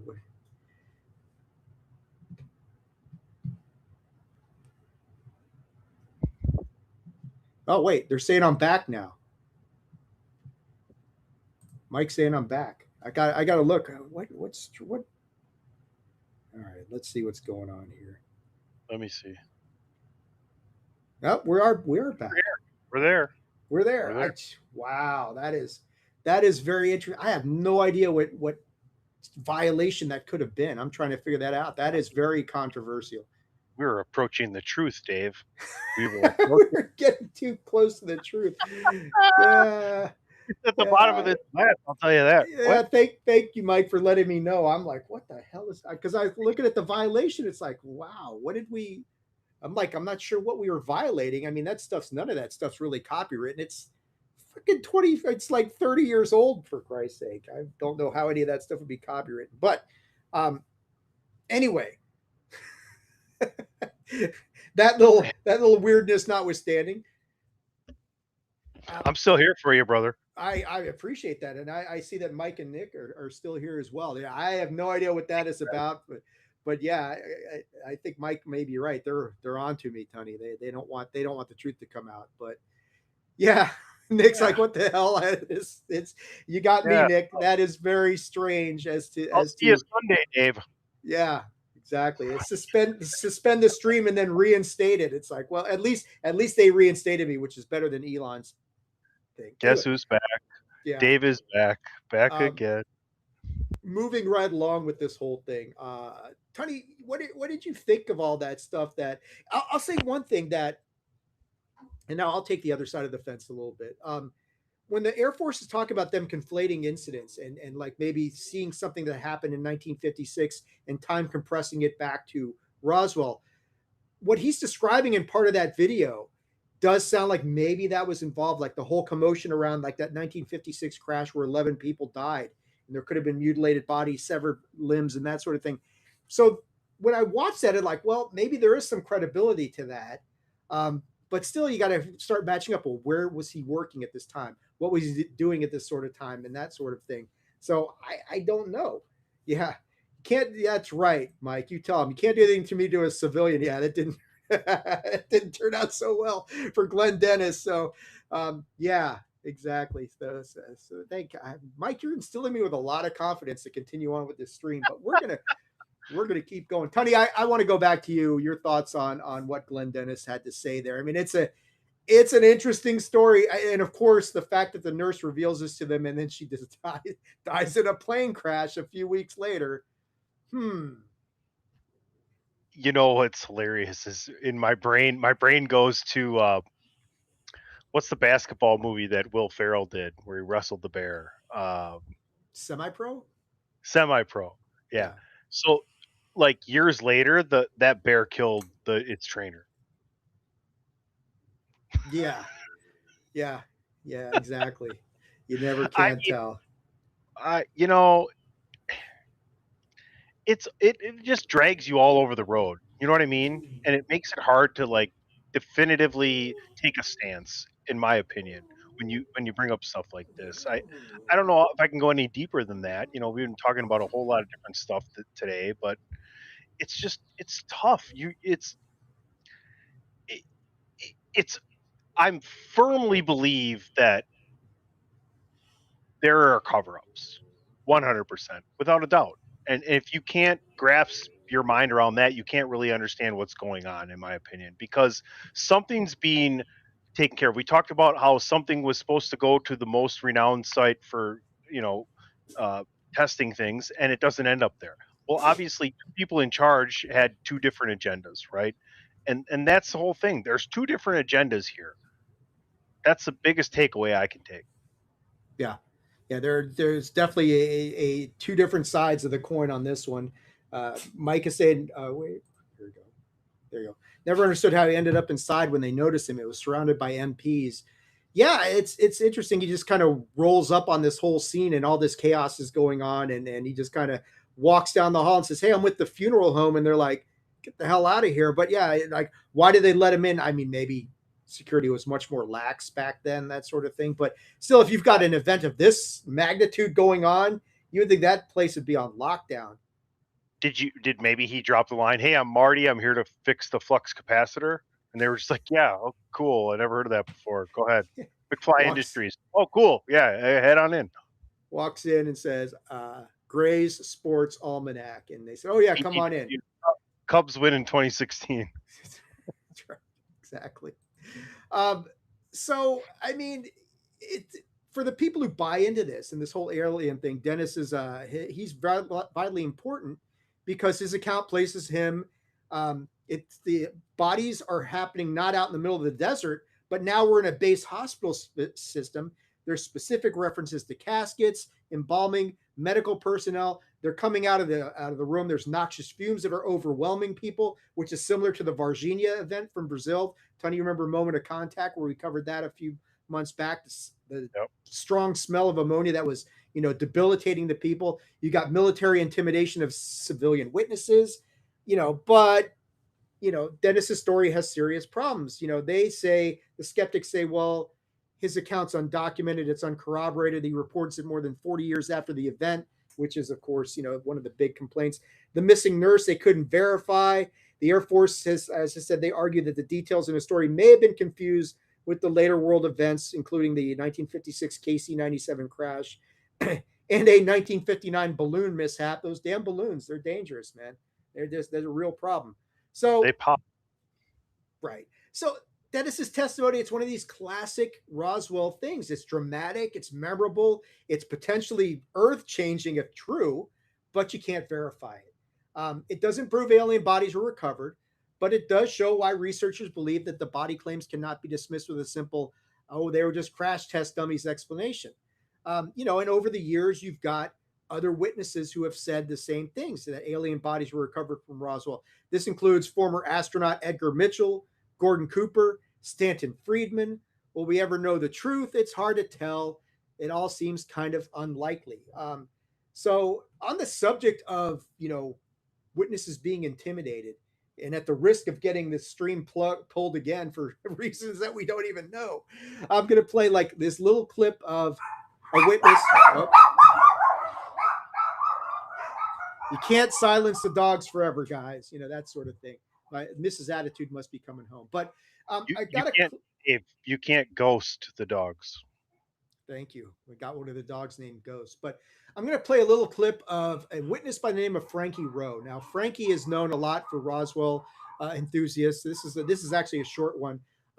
Frankie's father allegedly found some of the debris that was involved out at Roswell, and he was a firefighter.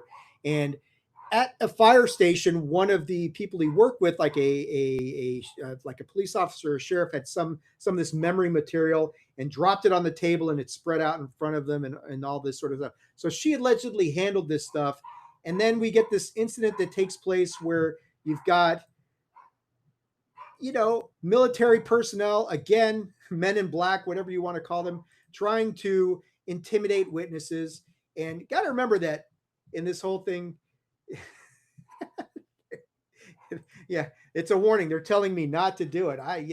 Mike, I'm hard-headed and I just don't listen very well, as Tony will tell you. But I'm going to play this anyway. This is they're Dave's Cardinal.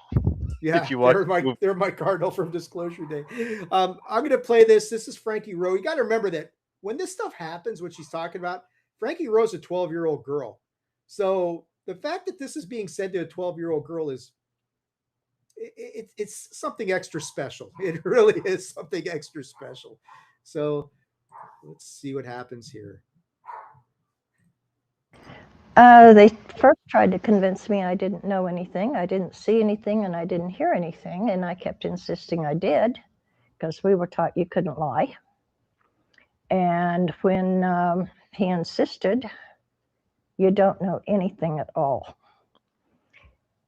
And he finally said, if you don't understand that you don't know anything, I'll tell you what will happen to you. He said, you know, we had 2 POW camps here during World War II. This is very shortly after World War II was over that this all happened. And he said, you can be taken from your parents. We'll send them to one of the POW camps. We'll send all of the kids to the other. And one was south of Roswell called Orchard Park, and the other one was in Artesia. And the Artesia camp was not actually a POW camp. It was the Japanese internment camp for the Japanese citizens. And he said, now, if that doesn't convince you that you can't talk about this, we can just take you out here and kill you in the desert. He said, it's a big old desert, and nobody will ever find your bodies. So we'll just bury you out there, and nobody will ever know you were ever here. So I promised I wouldn't talk about it. Sounds familiar. I mean, she's 12 years old when this. Now, if you believe this, of course, a lot of people say Frankie Rowe is not credible and that sort of thing. And she passed away in 2017. But if that's true, she's a 12-year-old girl. I mean, that's some heartless, cold ass shit to say to a 12-year-old girl, isn't it? To say, man, we'll take you in the, you know, we'll take you out of this world. No one will ever find you. No one will ever know the difference. Pretty harsh, man. What do you think, Tony? Those are the times, though. Like, think about. Oh, but I mean, seriously, know. like, you know, think about the difference between now and. I mean, I'm not trying to be Patrick, but you're older than I am, and I'm old enough. It's okay, right? Like, I mean, it's totally different world for kids. You know, the invention of the cell phone and then the smartphone just kind of changed society, like one of the greatest changes in society ever, and people don't really think about that a lot, right? So to think about the times then, and kids to be intimidated, right? Like the directives that were given to these people to hide this kind of thing. I mean, it's not hard to kind of conceptualize what was happening. No, it wasn't. And I mean, you know, you figure that kids could be easily intimidated. You've got the threat of being taken to Japanese internment camps or whatever they're doing over there. We'll just split you up from your parents. You know what? It's too much hassle. We'll just kill you and dump you in the desert. Same thing they told to Glenn Dennis, right? Well, bones will be out in the desert. None of us know what it's like to be living in a post-World War. For the most part, like there's war going on, but it's not like World War II. It's not like World War I. Like World War II, the entire country shut down and started making parts for the military so that we could win the war, right? That kind of shit doesn't happen now. You know what I mean? It's an industrial kind of capitalistic world we live in, and despite war, that all continues on because some of these businesses are too big to fail. But it's a completely different time. You got to imagine what's going on 80 years, literally 80 years. It's almost a century ago when this happened, guys. This is a completely different thing that's going on, a completely different animal.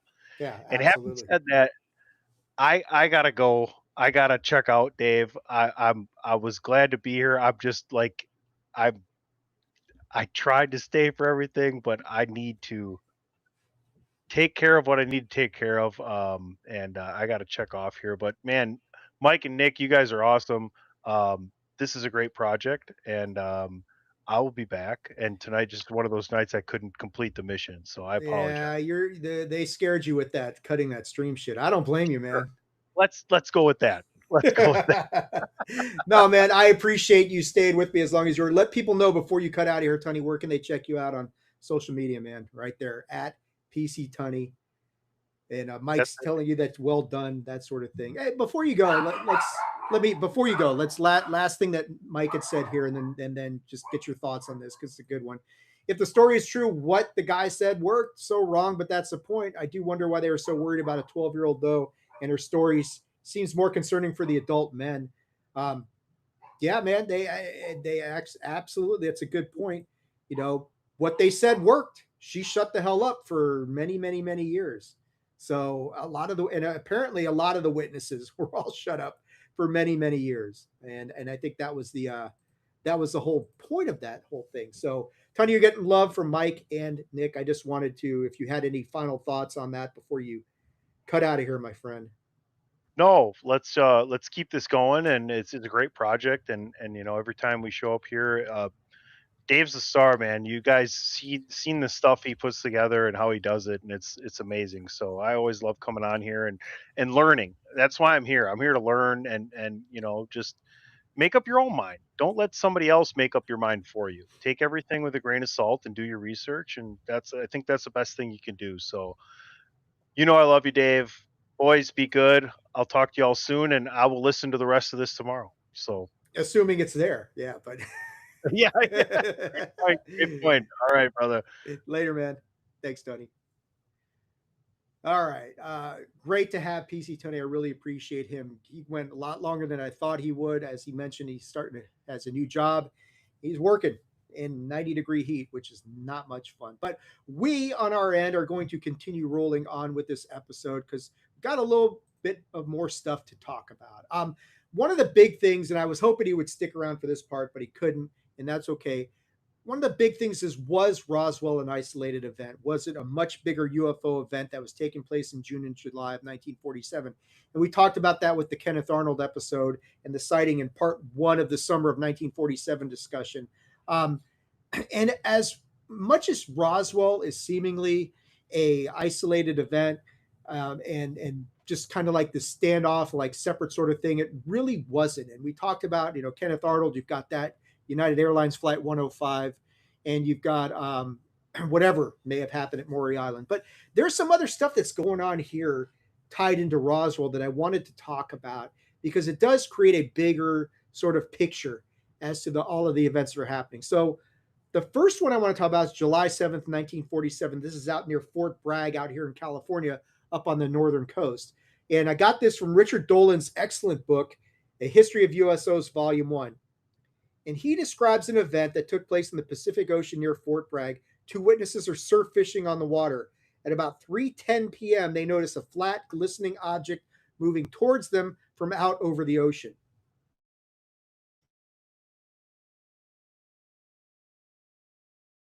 The object was falling rapidly, hit the water with a massive splash about a quarter. A humming sound was noticed just before the object hit the ocean.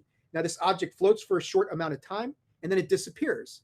The witnesses believe the object was round, but they could not be sure. However, the fact that the object floated for a bit before presumably sinking lightly rules out a meteor or a similar object. Dolan gave this evidence a rating of 8 out of 12, categorizing it as solid. Yeah, everybody had to roll. Thanks for sticking around, guys. Appreciate it. It's always good to have everybody in here, and I know this episode is going to be a little bit longer because there's a lot of ground to cover. So, turning back to this Fort Bragg event, if the Roswell crash occurs on July 2nd, which is what a lot of us believe, was this object an example of another crash occurring several days later, roughly 1,400 miles to the west? If it is another crash, then why?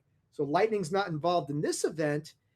This is kind of far enough away from any sort of nuclear testing that you start raising questions. Well, what might have been going on? But then we have this event going on 500 miles to the east. This one is much more involved. This is much more well documented, and not enough people talk about this. And this one actually does happen 79 years ago today. July 8th, 1947, Muroc Army Airfield, which is now known as Edwards Air Force Base. So Roswell's about to become a part of Americana with the famous article is about to come out. There's a startling event that's unfolding in California's Mojave Desert. And these over at the Muroc Army Airfield in July 8th, 1947. A lot of the information about this comes out in a document from August 14th, 1947, when Muroc's intelligence officer, I wonder what way the jet streams were blowing out of Roswell and what speed. That's a good point as well. But this Muroc Army Airfield, so this information comes out in this August 14th, 1947 document, and they're talking about flying discs. And the final case synopsis said that on July 8th, around 10 o'clock, 2 incidents occurred near Muroc Flight Test Base, and that no further investigation was being considered by that headquarters. I have to see what that was.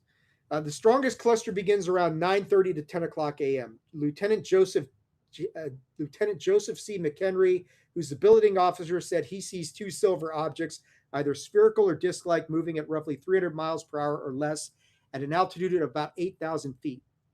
He calls several others outside. They also report seeing the object. McHenry specifically stated that they were neither aircraft nor weather balloons, partly because of their speed and direction relative to the prevailing wind.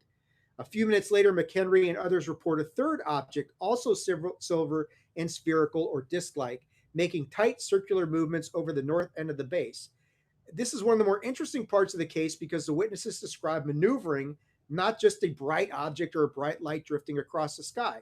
So Scott's statement likewise described 2 silver disc-like objects flying toward Mojave, followed shortly by another similar object flying in a tight circle at about the same altitude. Anybody who's been out by Edwards Air Force Base knows that you will see weird stuff out there of the aircraft type. The first time I ever saw the stealth bomber, it was out there, and I was like, holy shit, I'm actually seeing this thing. It was broad daylight. So you will see interesting stuff. Anyway, at around 11:50 a.m., Captain John Paul Strapp was in an observation truck at Rogers Dry Lake Bed for a P-82 ejection seat experiment.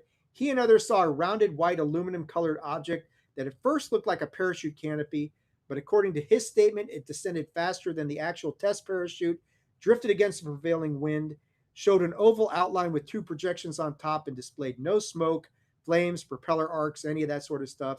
In his opinion, the object was probably man-made, and it possibly had been dropped from a great height. Okay. There's also a statement from Major Richard R. Shoup, who said that around noon, his attention was called to a thin metallic object north of the base.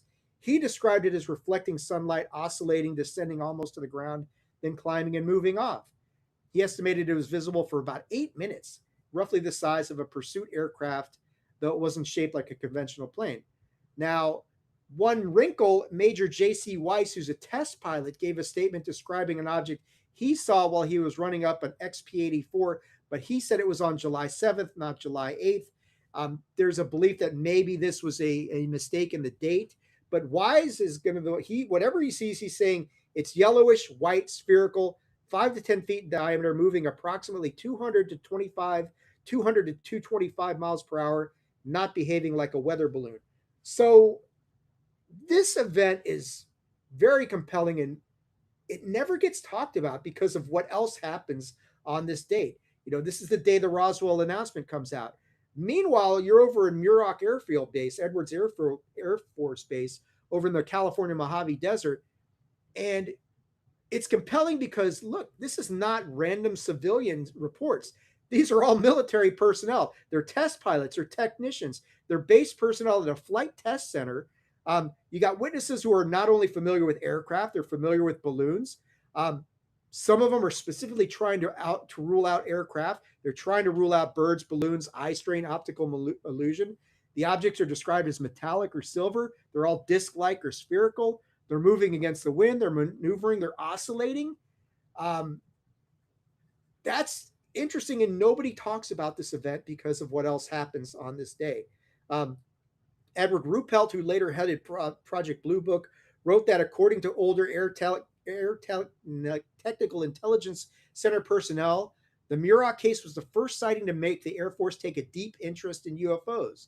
And when you consider what the substance of this episode is, like, wait, that's the first one? You've got, this kind of like supports the theory that I have, that Roswell's not happening in isolation. So on the same day that Roswell enters the national media, you got credible military personnel at Muroc reporting all these unusual objects. Now, got to keep in mind that one of the rumors about Roswell that I've heard over the years, and I think other people have heard it as well, suggests that whatever was recovered was not taken to Wright, but was actually taken to Edwards, or in this case, it would have been Muroc. Now, if that's true, 6 days later, you've got all this activity at the base. If this is NHI, if it is alien, if something like that, could they have been doing some sort of like search and rescue mission where they're trying to get their comrades, the material, the UFOs back, and trying to find it out there at Edwards or Muroc or whatever you want to call it? I don't know. But it's funny that, unlike the other event that happened at Fort Bragg, this is obviously the much more better documented of the two events. Or even the comparing it to Roswell, the big difference here is that at Muroc, there's no crash and there's no rumors of bodies or anything like that. Now the skeptics have some really good points about this. Muroc was an experimental flight test base. So if there's unusual, weird objects that are going to be misidentified, a test range full of these aircraft, parachute tests, ejection seat experiments, this would be as good a candidate as any. This is like, how Wright-Patterson was the intelligence hub. This is where they're really testing a lot of these exotic things. Although not all the witnesses interpreted the objects as exotic. We mentioned the one guy who said what he thought he saw was man-made. It's a forgotten event because it's overshadowed by what's happening out at Roswell. But it's really important to keep this in mind. It's another well-documented event, all happening around the same time. And then we get, Mike said, my mind is saying spy assets were coming in. We knew and tried to get a balloon up to detect them. Crashes all over from the spy assets or our own. Could be. Yeah, could be. Absolutely. There could be that sort of stuff going on. I mean, this is a hub. Anybody trying to spy is going to probably know what's happening out at this Air Force base. To a certain extent, they're going to know that. I'm not sure. But then we've got this other event, which the day after the Roswell event happened. So on July 9th, 1947, Roswell's exploding across the national press. An article and photograph appear in the Arizona Republic. And this is where William A. Rhodes describes an unusual object over Phoenix roughly 50 years before the Phoenix Lights event in the late afternoon of July 7th. Later case summaries, the object is described as elliptical, flat, and gray, descending or spiraling from roughly 5,000 to 2,000 feet, then climbing away at an angle. Rhodes was able to get 2 photographs of these. NICAP's case summary directory says the estimated speed was 400 to 600 miles per hour, estimated size 20 to 30 feet. Project Sign later treated it as incident number 40. Let me see if I can't pull the picture up here. It's a pretty famous picture that most people have seen, but I'm going to see if I can't get this to pull up here, and I can share it on the screen for you guys. Possibly. There we go.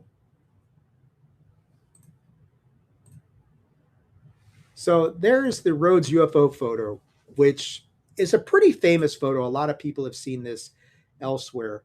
And it's described as the shoe heel UFO photograph because it obviously it doesn't look like a flying saucer. It's got a rounded elliptical body with a sort of clipped tail or tail-like end. So this is another example of the Southwest being alive with flying disc reports at almost the exact same time that Roswell hits the news. This all happens in the same environment as Kenneth Arnold in the broader flying saucer wave. And this actually more closely resembles what Kenneth Arnold described when he said it wasn't really a classic saucer shape. He said it was more like crescent-like, heel-shaped, that sort of thing. There's an article in the Debrief many years later that would say the Rhodes photograph and the Kenneth Arnold relating drawings are very similar to each other. So, the thing is, it may not be an early UFO-related event at all, that sort of thing. But on the other hand, it is another weird example of a piece of evidence entering into, and this is another fun part where, material vanishes. You've got, there's a Roswell-like thing. Rhodes reportedly turned over the prints and negatives to government representatives, and later questions arose about whether the originals were ever returned. When the debrief reviewed this thing, archived documents say investigators looked closely at the photographs.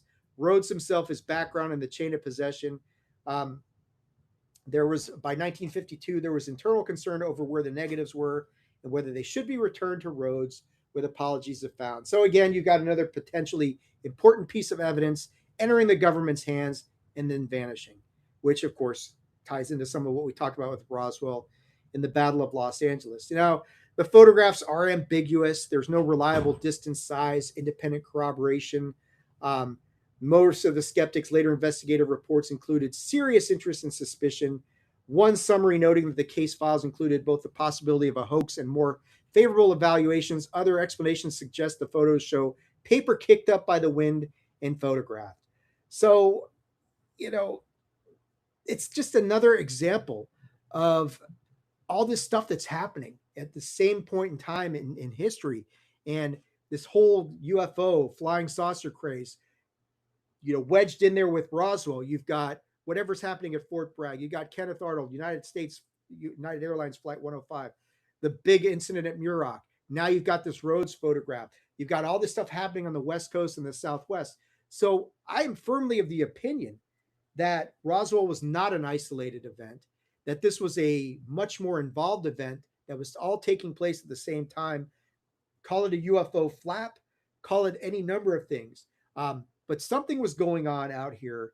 Roswell may have been the only one that involved an actual crash and recovery, but that doesn't mean there's not all this other activity happening at the same time. So it's all something worth considering and, you know, taking into consideration as far as the grand scheme of everything. So at this point, let's talk about Project Mogul, because I've mentioned that earlier. And I think you can't talk about Roswell without talking about Project Mogul, because this is the government's official explanation of what happened out at Roswell. And as it's well known, from 1947 to roughly 1994, the government stuck with its story that what happened at Roswell was a weather balloon. What is now undisputed, though, is that the government did, in fact, lie about what crashed at Roswell, although the skeptics will claim this is more a case of semantics than outright deceit. So in the 1990s, you had congressional interest from Representative Stephen Schiff of New Mexico. Because of that, the Air Force and the GAO revisited Roswell. The Air Force then concluded that the debris was likely from Project Mogul, a classified balloon-borne research program intended to detect Soviet nuclear tests using high-altitude balloons and acoustic sensors. Now, the Air Force's Roswell report states that the Army Air Forces recovered debris from the balloon-borne project codenamed Mogul. Now, Arrow's 2024 historical report repeats the core official conclusion. Now, they clarified Mogul operated from 1947 to 1949. They used high-altitude balloons that carried many sensors to detect long-range sound waves. Arrow states that a crashed Project Mogul balloon outside of Roswell is the source of this early UFO claims. Now, I will say this explanation is much stronger than the original weather balloon explanation, because Mogul wasn't really an ordinary weather balloon. It was a classified military intelligence program, and this may explain why people were evasive or imprecise about it back in 1947, or just kind of saying, you know, we're going to just call it a weather balloon and leave it at that. But one of the biggest complaints that I've always had about the Project Mogul explanation is, why did it take the Air Force 50 years to come up with this? Now, I'm not the only one to voice this suspicion. Lots of people have come up with this. In some respects, the Air Force's retort makes sense, and in other ways, it doesn't make any sense at all. So when the Air Force came out in 1994 to first talk about Project Mogul, they said, hey, look, we really didn't treat Roswell as a UFO event until the 1978, 1980 revival of the whole thing when Jesse Marcel and other UFO researchers then turned it into a crash retrieval story. Before that, they just kind of dismissed it as, it's a weather balloon incident. Then you had the 1994 Air Force inquiry and all that sort of thing. So the delay was for several reasons. First, they said Mogul was classified and compartmented, which is true. It's a sensitive classified effort to detect Soviet nuclear weapons using balloon-borne acoustic sensors. So they said this was a highly sensitive project, and it took place in the early Cold War. And even though many of the physical materials, balloons, radar reflector sticks, foil, and tape, were not exotic, you know, this is all a critical component because while the purpose of Mogul may have been classified, the components from which this balloon was constructed clearly were not. The Air Force also argued that very people, even back in 1947, knew the program's full purpose. They say some scientists knew the real purpose, but not necessarily the project name. This compartmentalization, according to the Air Force, helped keep Mogul from being recognized for many years as a possible explanation for Roswell. And they kind of go in the whole thing that this was really a non-event after General Ramey's weather balloon explanation. The recovered materials were not readily recognizable as anything special. The debris itself was unclassified, so forth and so on. Now, the biggest problem with this is that the Air Force's explanation effectively concedes that the original weather balloon story was incomplete or misleading. And then there's also the whole Project Mogul Flight Number 4 controversy, because most people believe the Roswell crash occurred somewhere between July 2nd and July 4th. The Air Force's Mogul explanation pushes that back even farther. And the Air Force concluded the debris most likely came from Project Mogul Flight Number 4, which allegedly launched on June 4th, 1947. Now, in this version of events, Brazel's debris was balloon train material that came down weeks earlier, and the July 8th excitement was just the point of which the debris entered the public and military channels.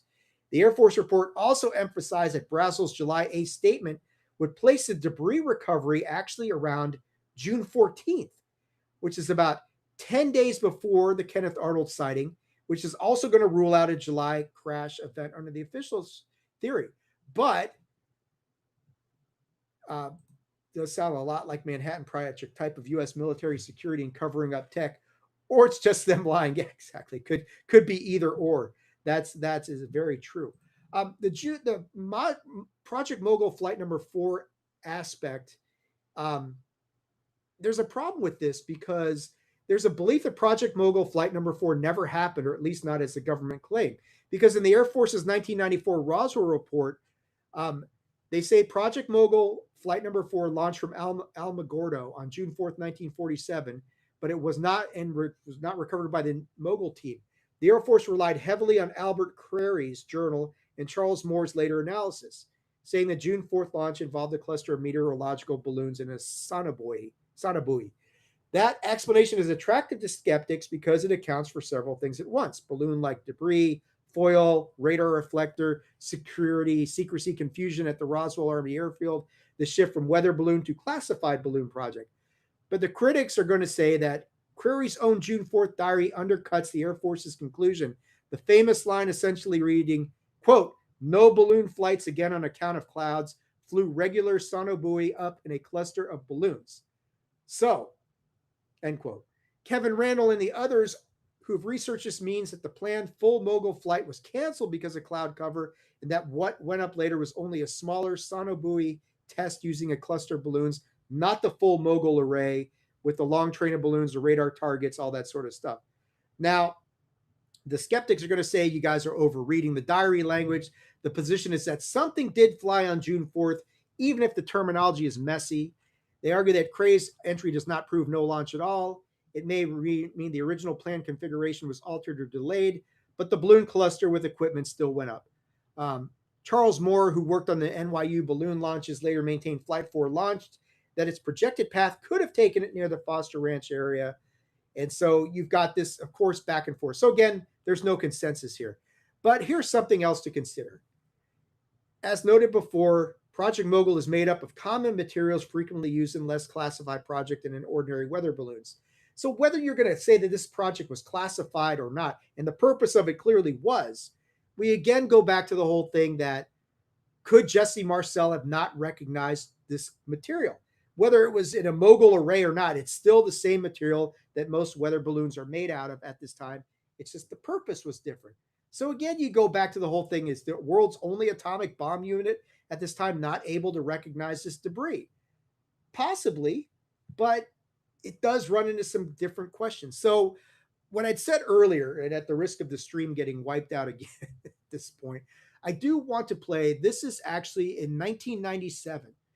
The Air Force had a press conference, and they talked about, and this was specifically the Mogul issues came up like a few years earlier, but then they had to circle back to this issue in 1997 to address the issue of bodies being seen or reported, alien bodies, something recovered in the desert. So they had this whole big secondary event describing it. And I'm going to attempt to play this here and share this with you because this one's quite a bit longer, and maybe that's the problem, is these things go too long. I don't know. But I want to play this because this is important, because this is the Project Mogul aspect of things.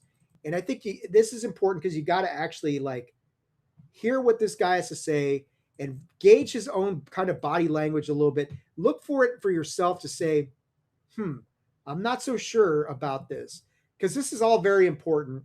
And it's just, to me, it's like this guy looks like he's not buying his own story half the time anyway. But I had it pulled up, but now it's gone away. Here we go. Sorry. All right. Let's get this here.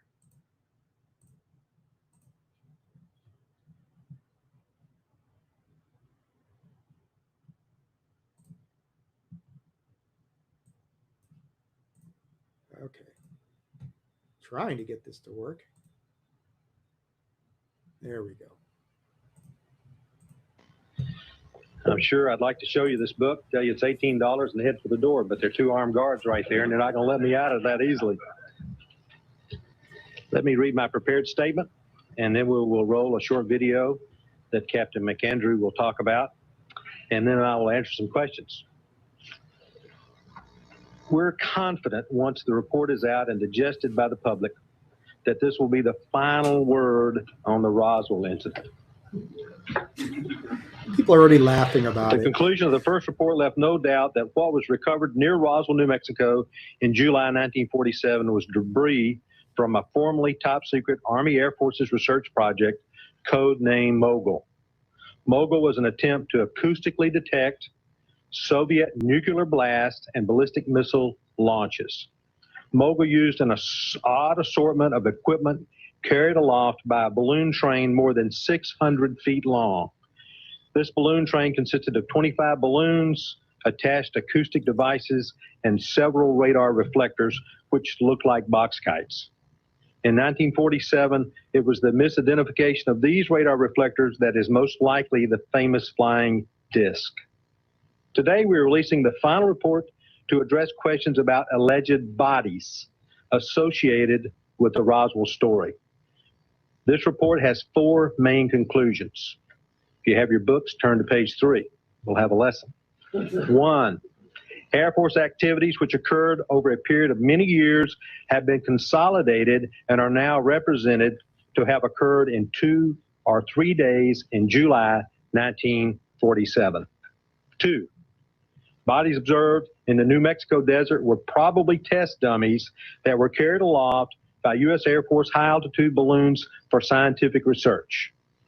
3, the unusual military activities in the New Mexico desert were high-altitude research balloon launch and recovery operations. The reports of military units that always seem to arrive shortly after a crash were actually accurate.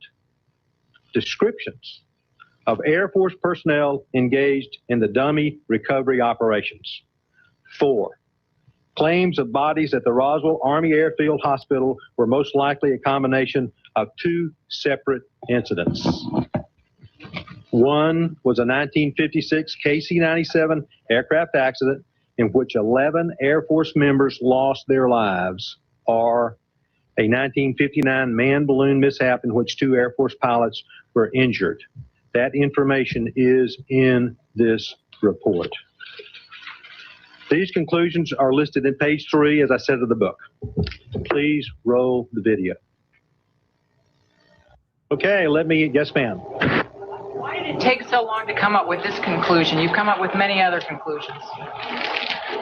Well, the first report was the GAO required report for Project Mogul.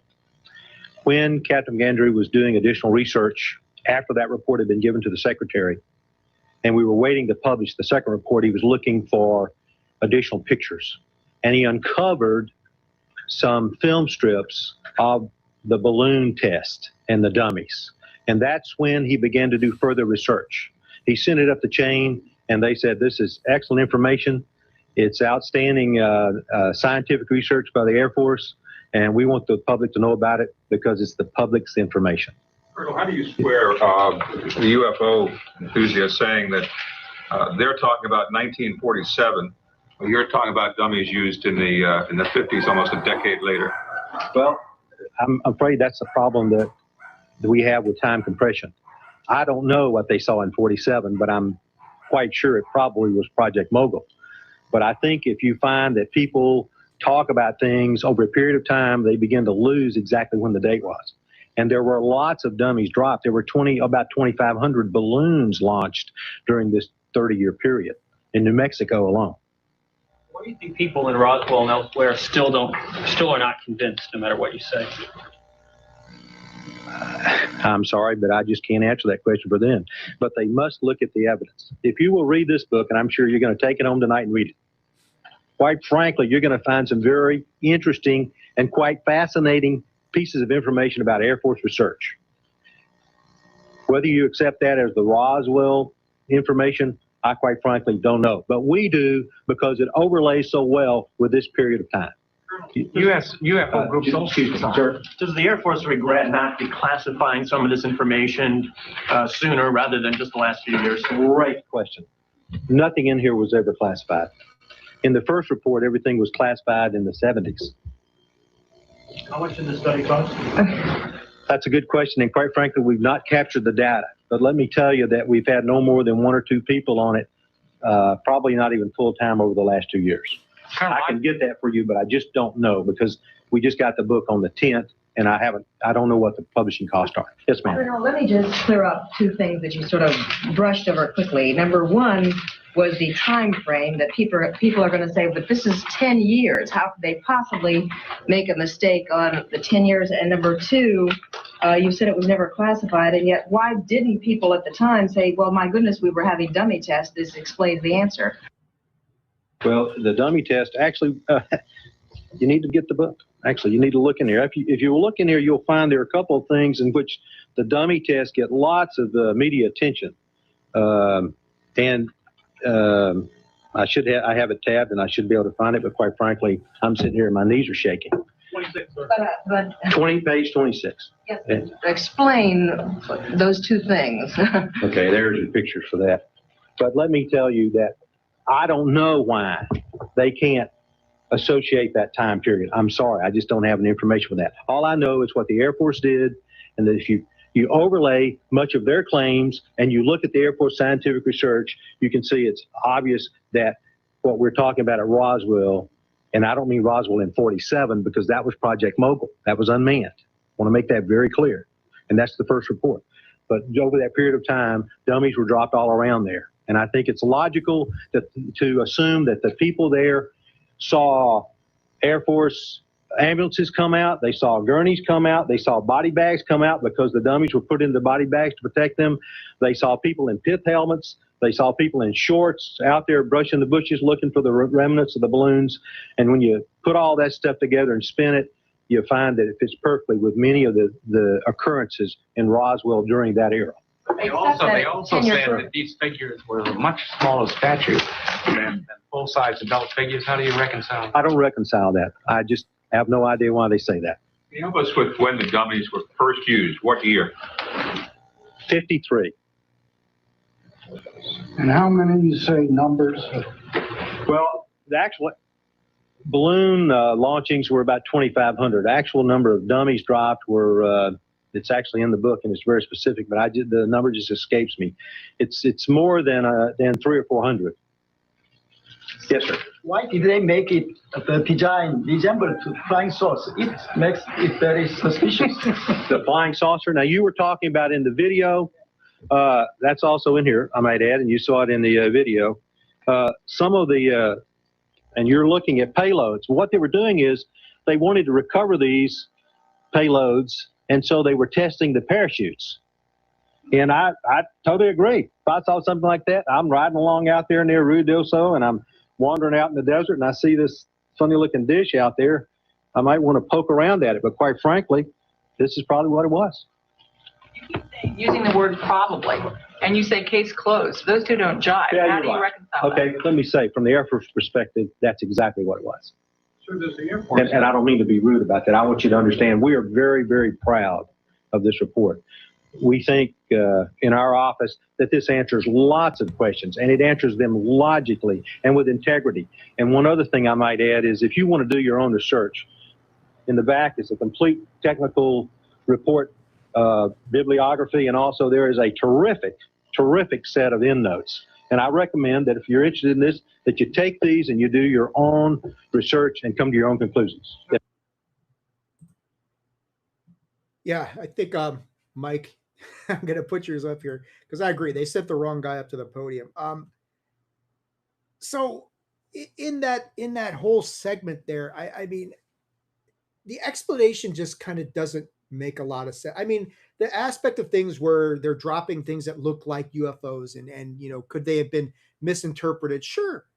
Some of the stuff they showed, yeah, it looks like UFOs. But the whole idea about where they basically admit these dummies didn't even come into existence since 1953.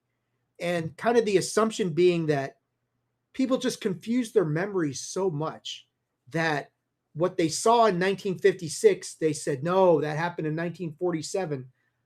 That's a lot harder to reconcile. And he didn't have a good response for that. He's like, well, how do you reconcile that? Oh, I can't, that sort of thing. So I agree with you, Mike. They sent the wrong guy up to the podium because there's aspects of that are just weird. Like, he's got to refer to the book. He doesn't know the answer off the top of his head. He's referring to the book, which of course costs like $18, like he was saying. And he's admitting my knees are shaking now. I'm sure he's being facetious there. But at the same time, it's like, I don't know. I mean, the whole thing just feels like just this massive whitewash that this guy's doing. And I watch that video and I listen to the explanation and I take everything into consideration. It's like, man, this just doesn't seem plausible. I mean, everything is happening after the fact. Mogul being announced 47 years after the fact, the anthropomorphic dummies being injected. But here's the weird thing about this that should be considered. At no point in that video is he denying anything. I mean, they're basically admitting that people are sighting bodies, however you want to describe that, out in the desert during roughly this time frame. So does that add any sort of credibility to the whole alien aspect of things? Yes and no, I guess, is the best way to look at it, because you're looking and saying, well, they're basically admitting that people are sighting body-like material out in the desert. They're just saying that, they're interpreting it. They think it's aliens, but it's really crash test dummies and that sort of thing. So even they're kind of acknowledging the fact that bodies or anthropomorphic sort of something is being sighted by people in the deserts around Roswell. It's just a question of when and what and that sort of thing. So the whole thing's very interesting. I wanted to play that because I thought it's very important, and it's old. It's 1997, so a lot of people haven't seen that before.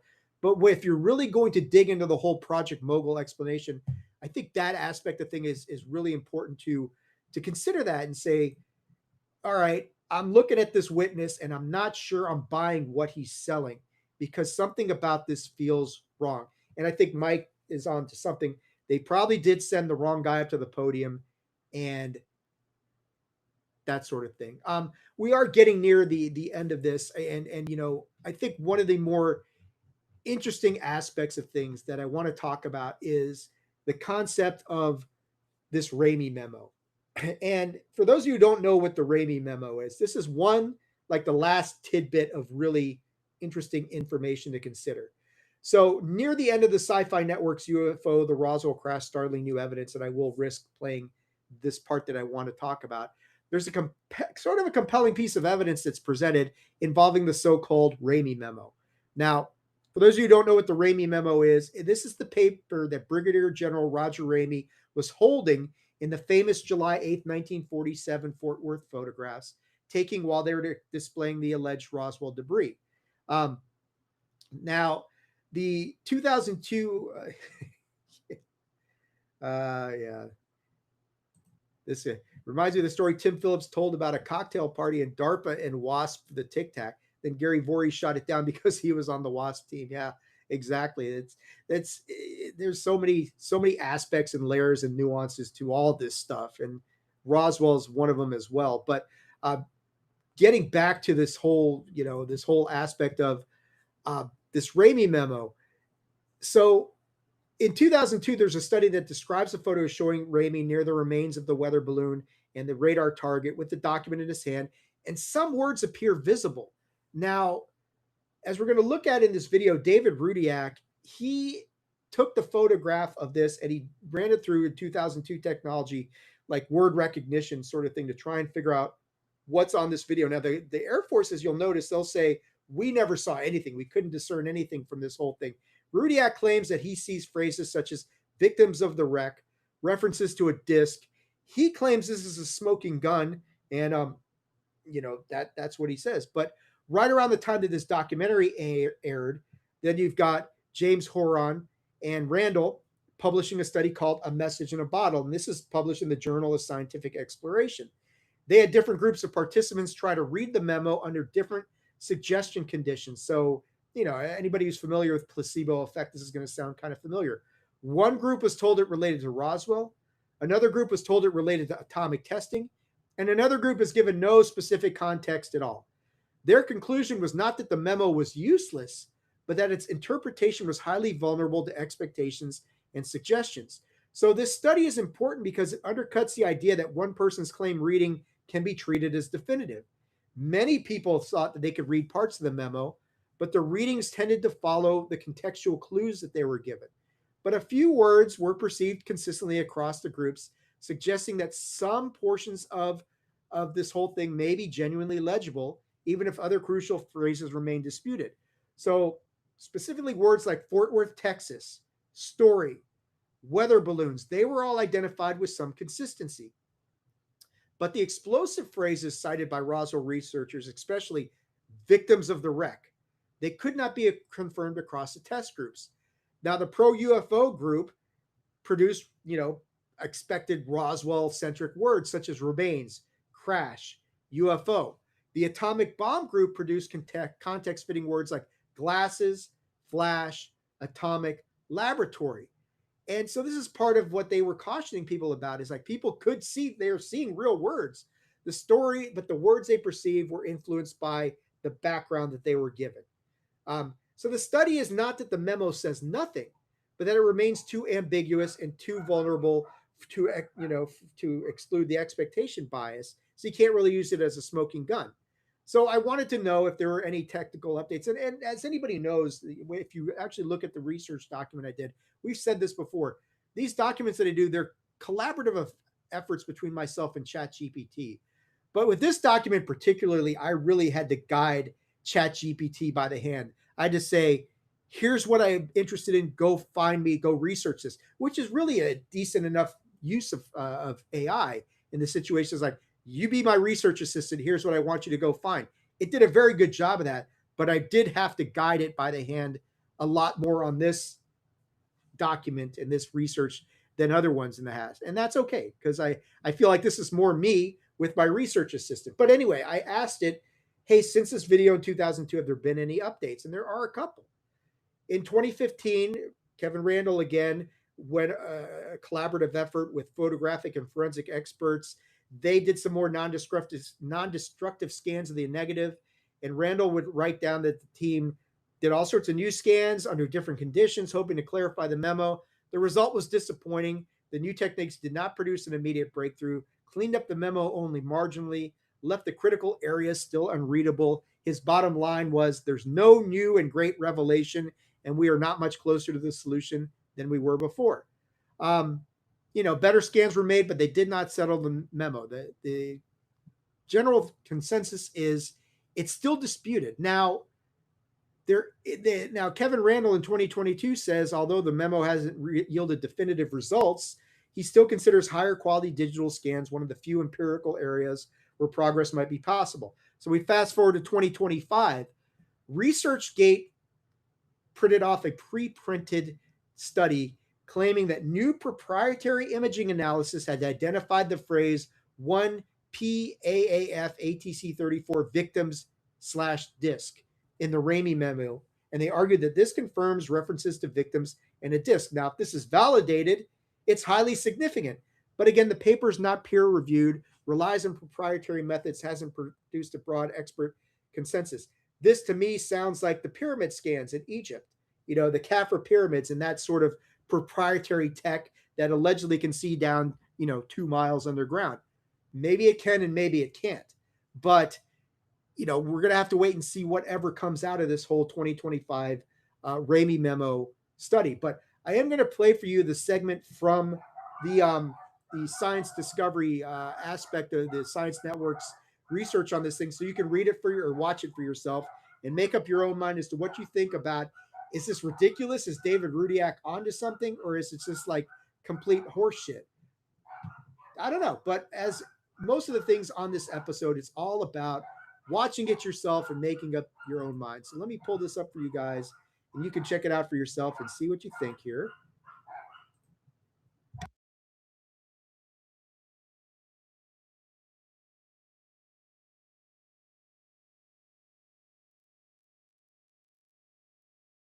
But the will to believe drives other UFO researchers to push forward against the odds. Dr. Dave Rudiak is a research scientist who believes he has found the long-hoped-for smoking gun of the Roswell incident in a photograph that's been in the public record since 1947. Even though I had believed that something very unusual had happened at Roswell, I was surprised at what I read in here. I wasn't expecting to see some of this stuff. Rudiak has spent the last 2 years using computer imaging to analyze what Roswell researchers know as the Ramey memo. First, there was the Roswell-based press release. About an hour after the press release, General Ramey was already speaking on the phone to reporters in the Pentagon press room and saying it looked like a weather balloon to him and a radar target. And that is, in fact, what is pictured here. So they brought in the photographer from the Fort Worth Star-Telegram. He took 6 photos. 4 of the photos have General Ramey, and he's holding this message in his hand. In 3 of those photos, the message is turned away from the camera. In this particular photo, though, for some reason, it's facing the camera. And fortunately for us, the image is of sufficient quality that we can read quite a bit of the message.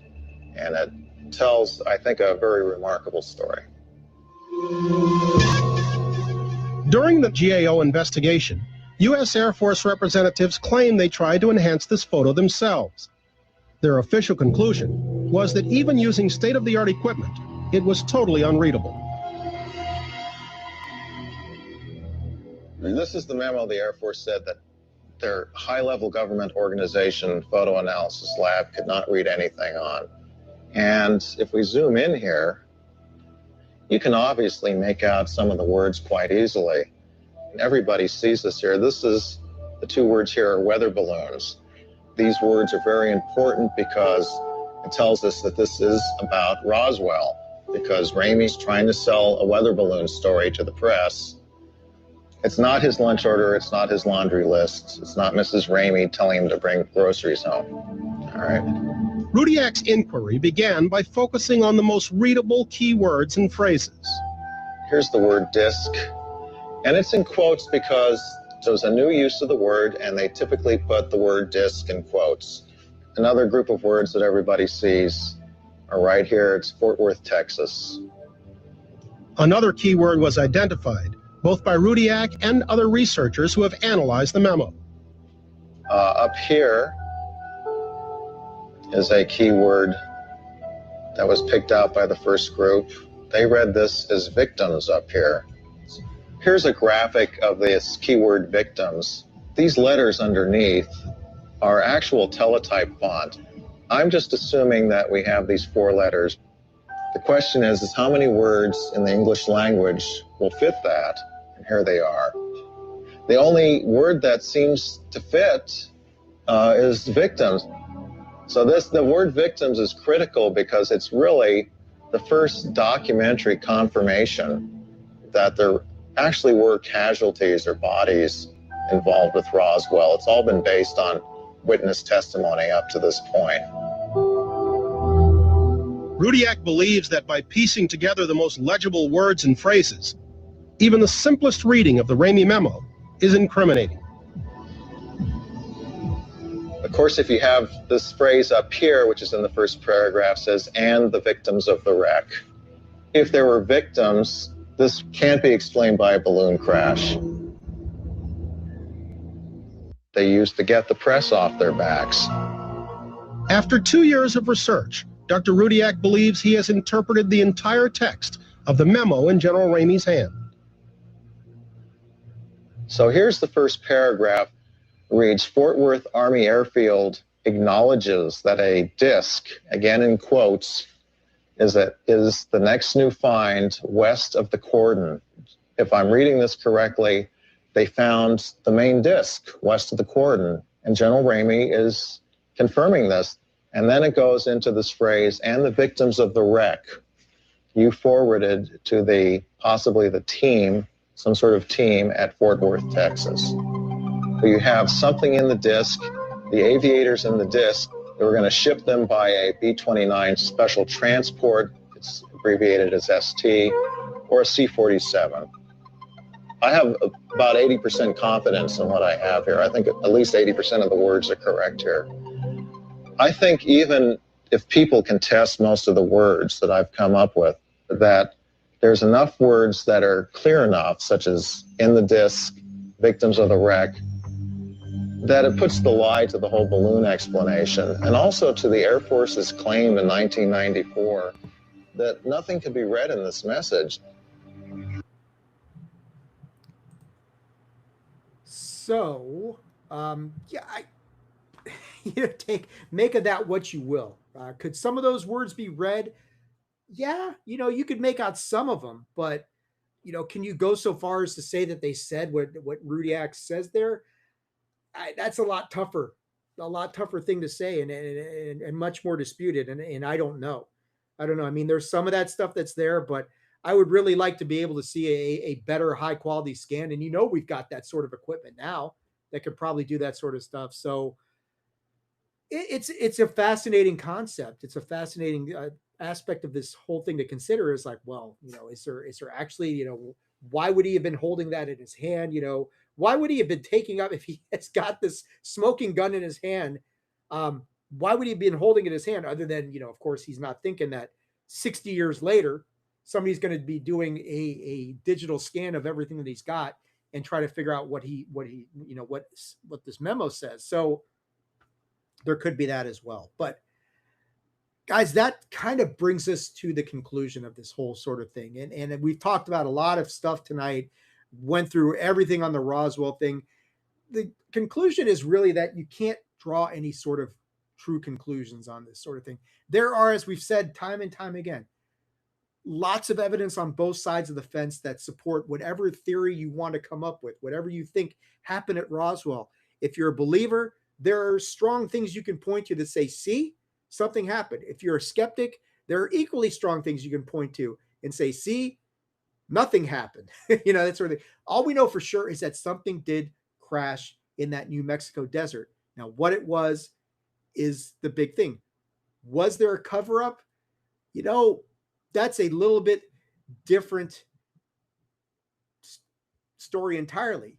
Doors are open for a guy to look and see the bodies, and this guy with the memo in his hand, it does seem like intentional sorts of things to let people see or read. I don't know. I mean, they either there is, and maybe one of the theories is that this is a psyop, that they wanted people to see what they wanted people to see, and that they left this thing open for people's interpretation.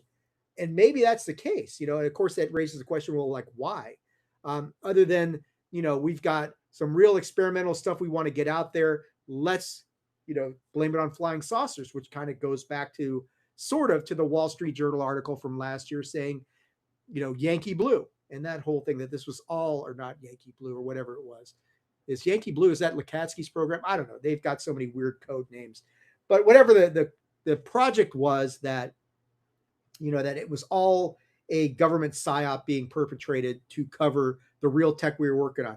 Maybe that sort of thing. But I'm going to play one last video clip for you that I think is important. And of course, Stanton Friedman is in this one, so I wanted to get him in here somewhere. But this kind of does steer more into the whole aspect of there was a cover-up of some sort going on. So we'll play this, then we'll wrap this whole thing up and get on out of here. And let me pull this up for you guys, because I think this is a good one to close out on. if it'll work. Which, okay, it's actually going to work. All right, let's play this, and this will be a good way to end this off.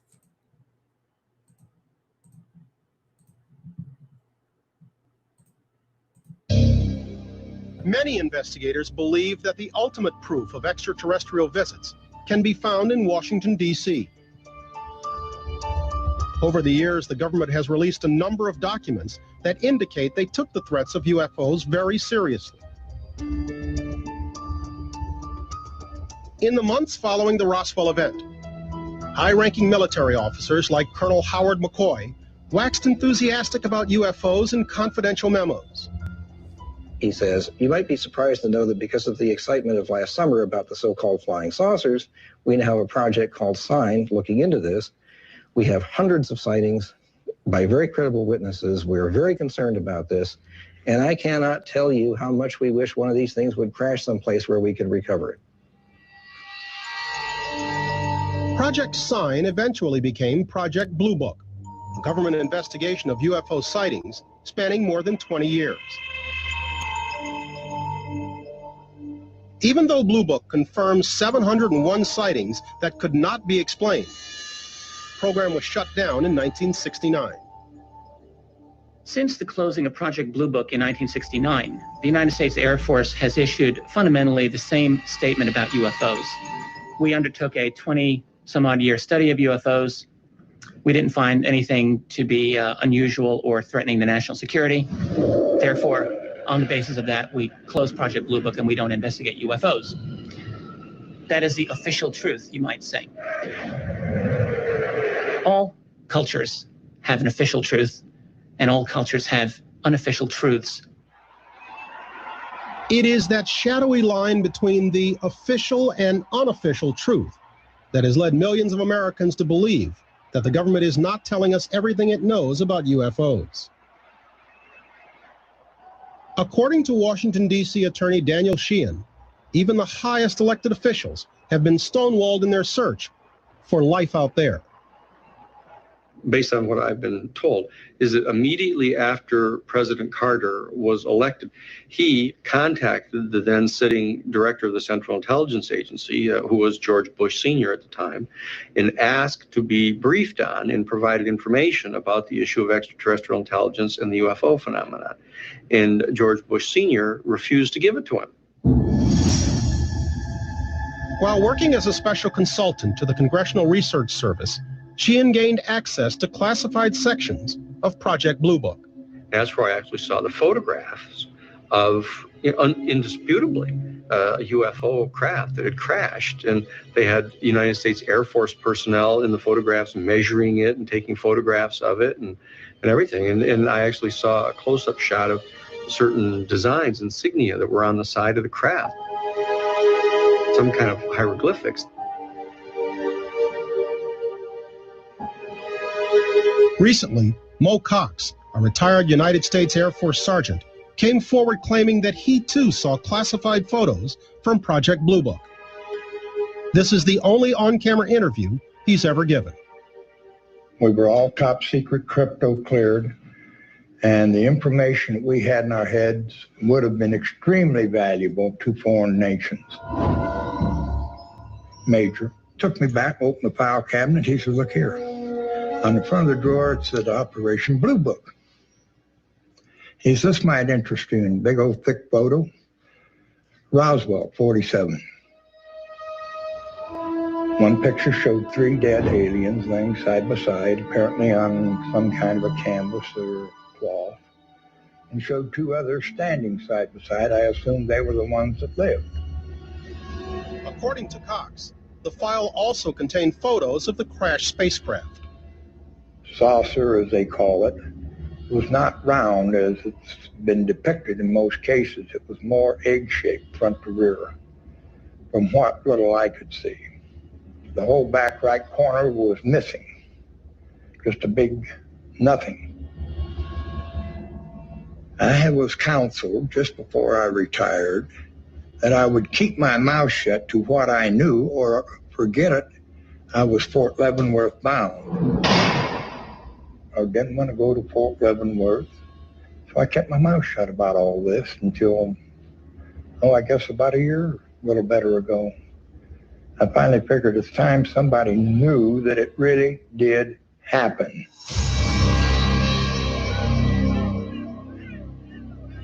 During the 1980s and 90s, investigators filed numerous Freedom of Information Act claims in an effort to have such information declassified.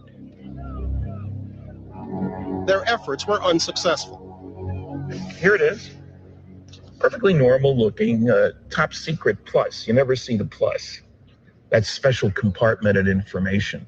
We expected a little censorship, and it's not too surprising that there's some blacked out stuff. But then it gets so darn heavy. And it's truly laughable. You're telling me there's no cover-up?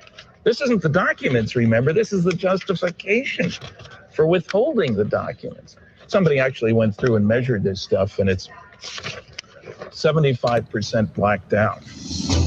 Ironically, the government has rejected numerous Freedom of Information requests, citing national security concerns. This despite their earlier findings with Project Blue Book, that UFOs pose no significant security threat.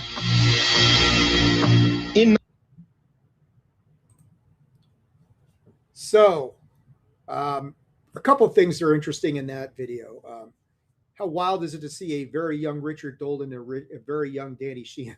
Right? I mean, they're super young because this is like 2002 and that sort of thing. Got to see Stanton Friedman, while he was still alive, which of course is awesome. I think the things that stood out is Mo Cox's testimony, which of course, everybody's going to say that came much later on in life. Why did he come forward when he did? Which is a valid point. But I do like the fact that he talks about that the UFO that he saw wasn't a saucer, but it was more like similar to, like the Rhodes UFO photograph that we looked at earlier, or what Kenneth Arnold said the UFO looked like, which is not a saucer shape, but something sort of different. And then, of course, the media ran with the whole flying saucer thing.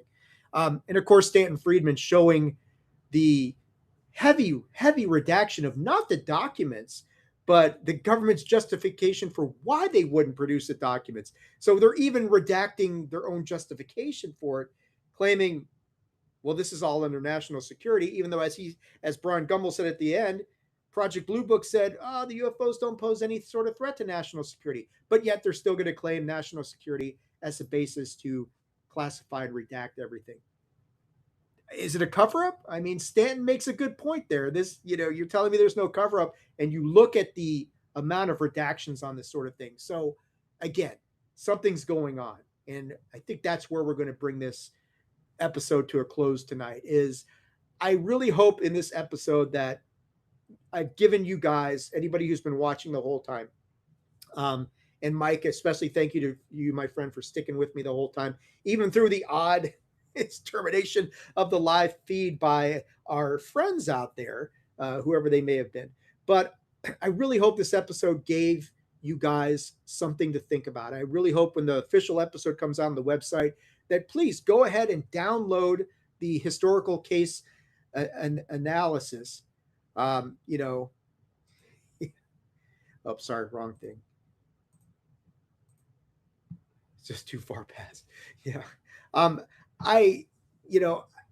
When the episode comes out on the website, and I really hope that if you guys want to get the historical case analysis for yourself, it's yours. I do these things not because I am definitely not seeking compensation or anything like that. I'm just doing it to help people with their own research. So when the document comes out, it is like 25 pages long. Use it however you want. Use it for your reading, your edification. Use it for, to have your dog go to the bathroom on. I don't care. But I really, yeah, I was kind of worried that too. We're heading up to Fort Leavenworth, and who knows? We may end up there yet, Mike. Don't count ourselves short. But look, I really hope that you guys enjoyed this episode, that it gives you something to think about. The conclusion to this whole thing is that there is no conclusion. We're 79 years later. Nobody knows the truth other than that something happened in Roswell. As to what it was, everything presented in this episode and everything that's talked about in the document is just going to hopefully help you make up your own mind, because that's what unidentified history is really all about. We're revisiting some of these historical cases so that you can make up your own mind, determine your own thing. Tunney's not here. So at the end of this whole thing, we always ask, is this event legit or bullshit? Roswell is such a tough one, because all I know for sure is that something happened. I'm more on the believer side, so I'm going to lean more towards the legit side of things. If you're asking me on a scale of like 1 to 10, with 1 being complete and total horseshit and 10 being absolute certainty, on Roswell, I'll probably say, yeah, I'm like at a 6.5 or a 7, probably more on the 7 side, because of just everything I've seen and all the research that I did into this whole thing tells me that there's something here. I keep going back to the witnesses and their background, and they're all coming from a military town and that sort of military background. I'm still struggling with finding reasons why they would lie. Now, are there holes in their story? Yes. Are there consistencies and issues with their consistencies? Certainly. You got to look into their motivation. Why come forward when they did? I don't know. But it's legit, something happened. As you said, I can't get to the UFO aliens because of how far it's passed, and that's a good point. And that's the main complaint here, is that all of this stuff was quiet for 30 years, and then it all started to bubble up and come out, and everything exploded at that point. So the only thing you can do is, this is one of these situations where, yeah, I'm leaning towards the believer side of things, because that's just who I am. But I'm not stupid, and I'm not ignoring it. I've tried to be as balanced as I can, present this in a very balanced way, so that you guys can look at it from your own standpoint and make up your own mind. Now, whatever is happening at Roswell is one thing. Was there stuff going on all around this area between the middle of June and the middle of July of 1947? Absolutely. There's something going on. Kenneth Arnold, Muroc Air Force Base, the Rhodes issue, United Flight 105, whatever the hell happened in Roswell.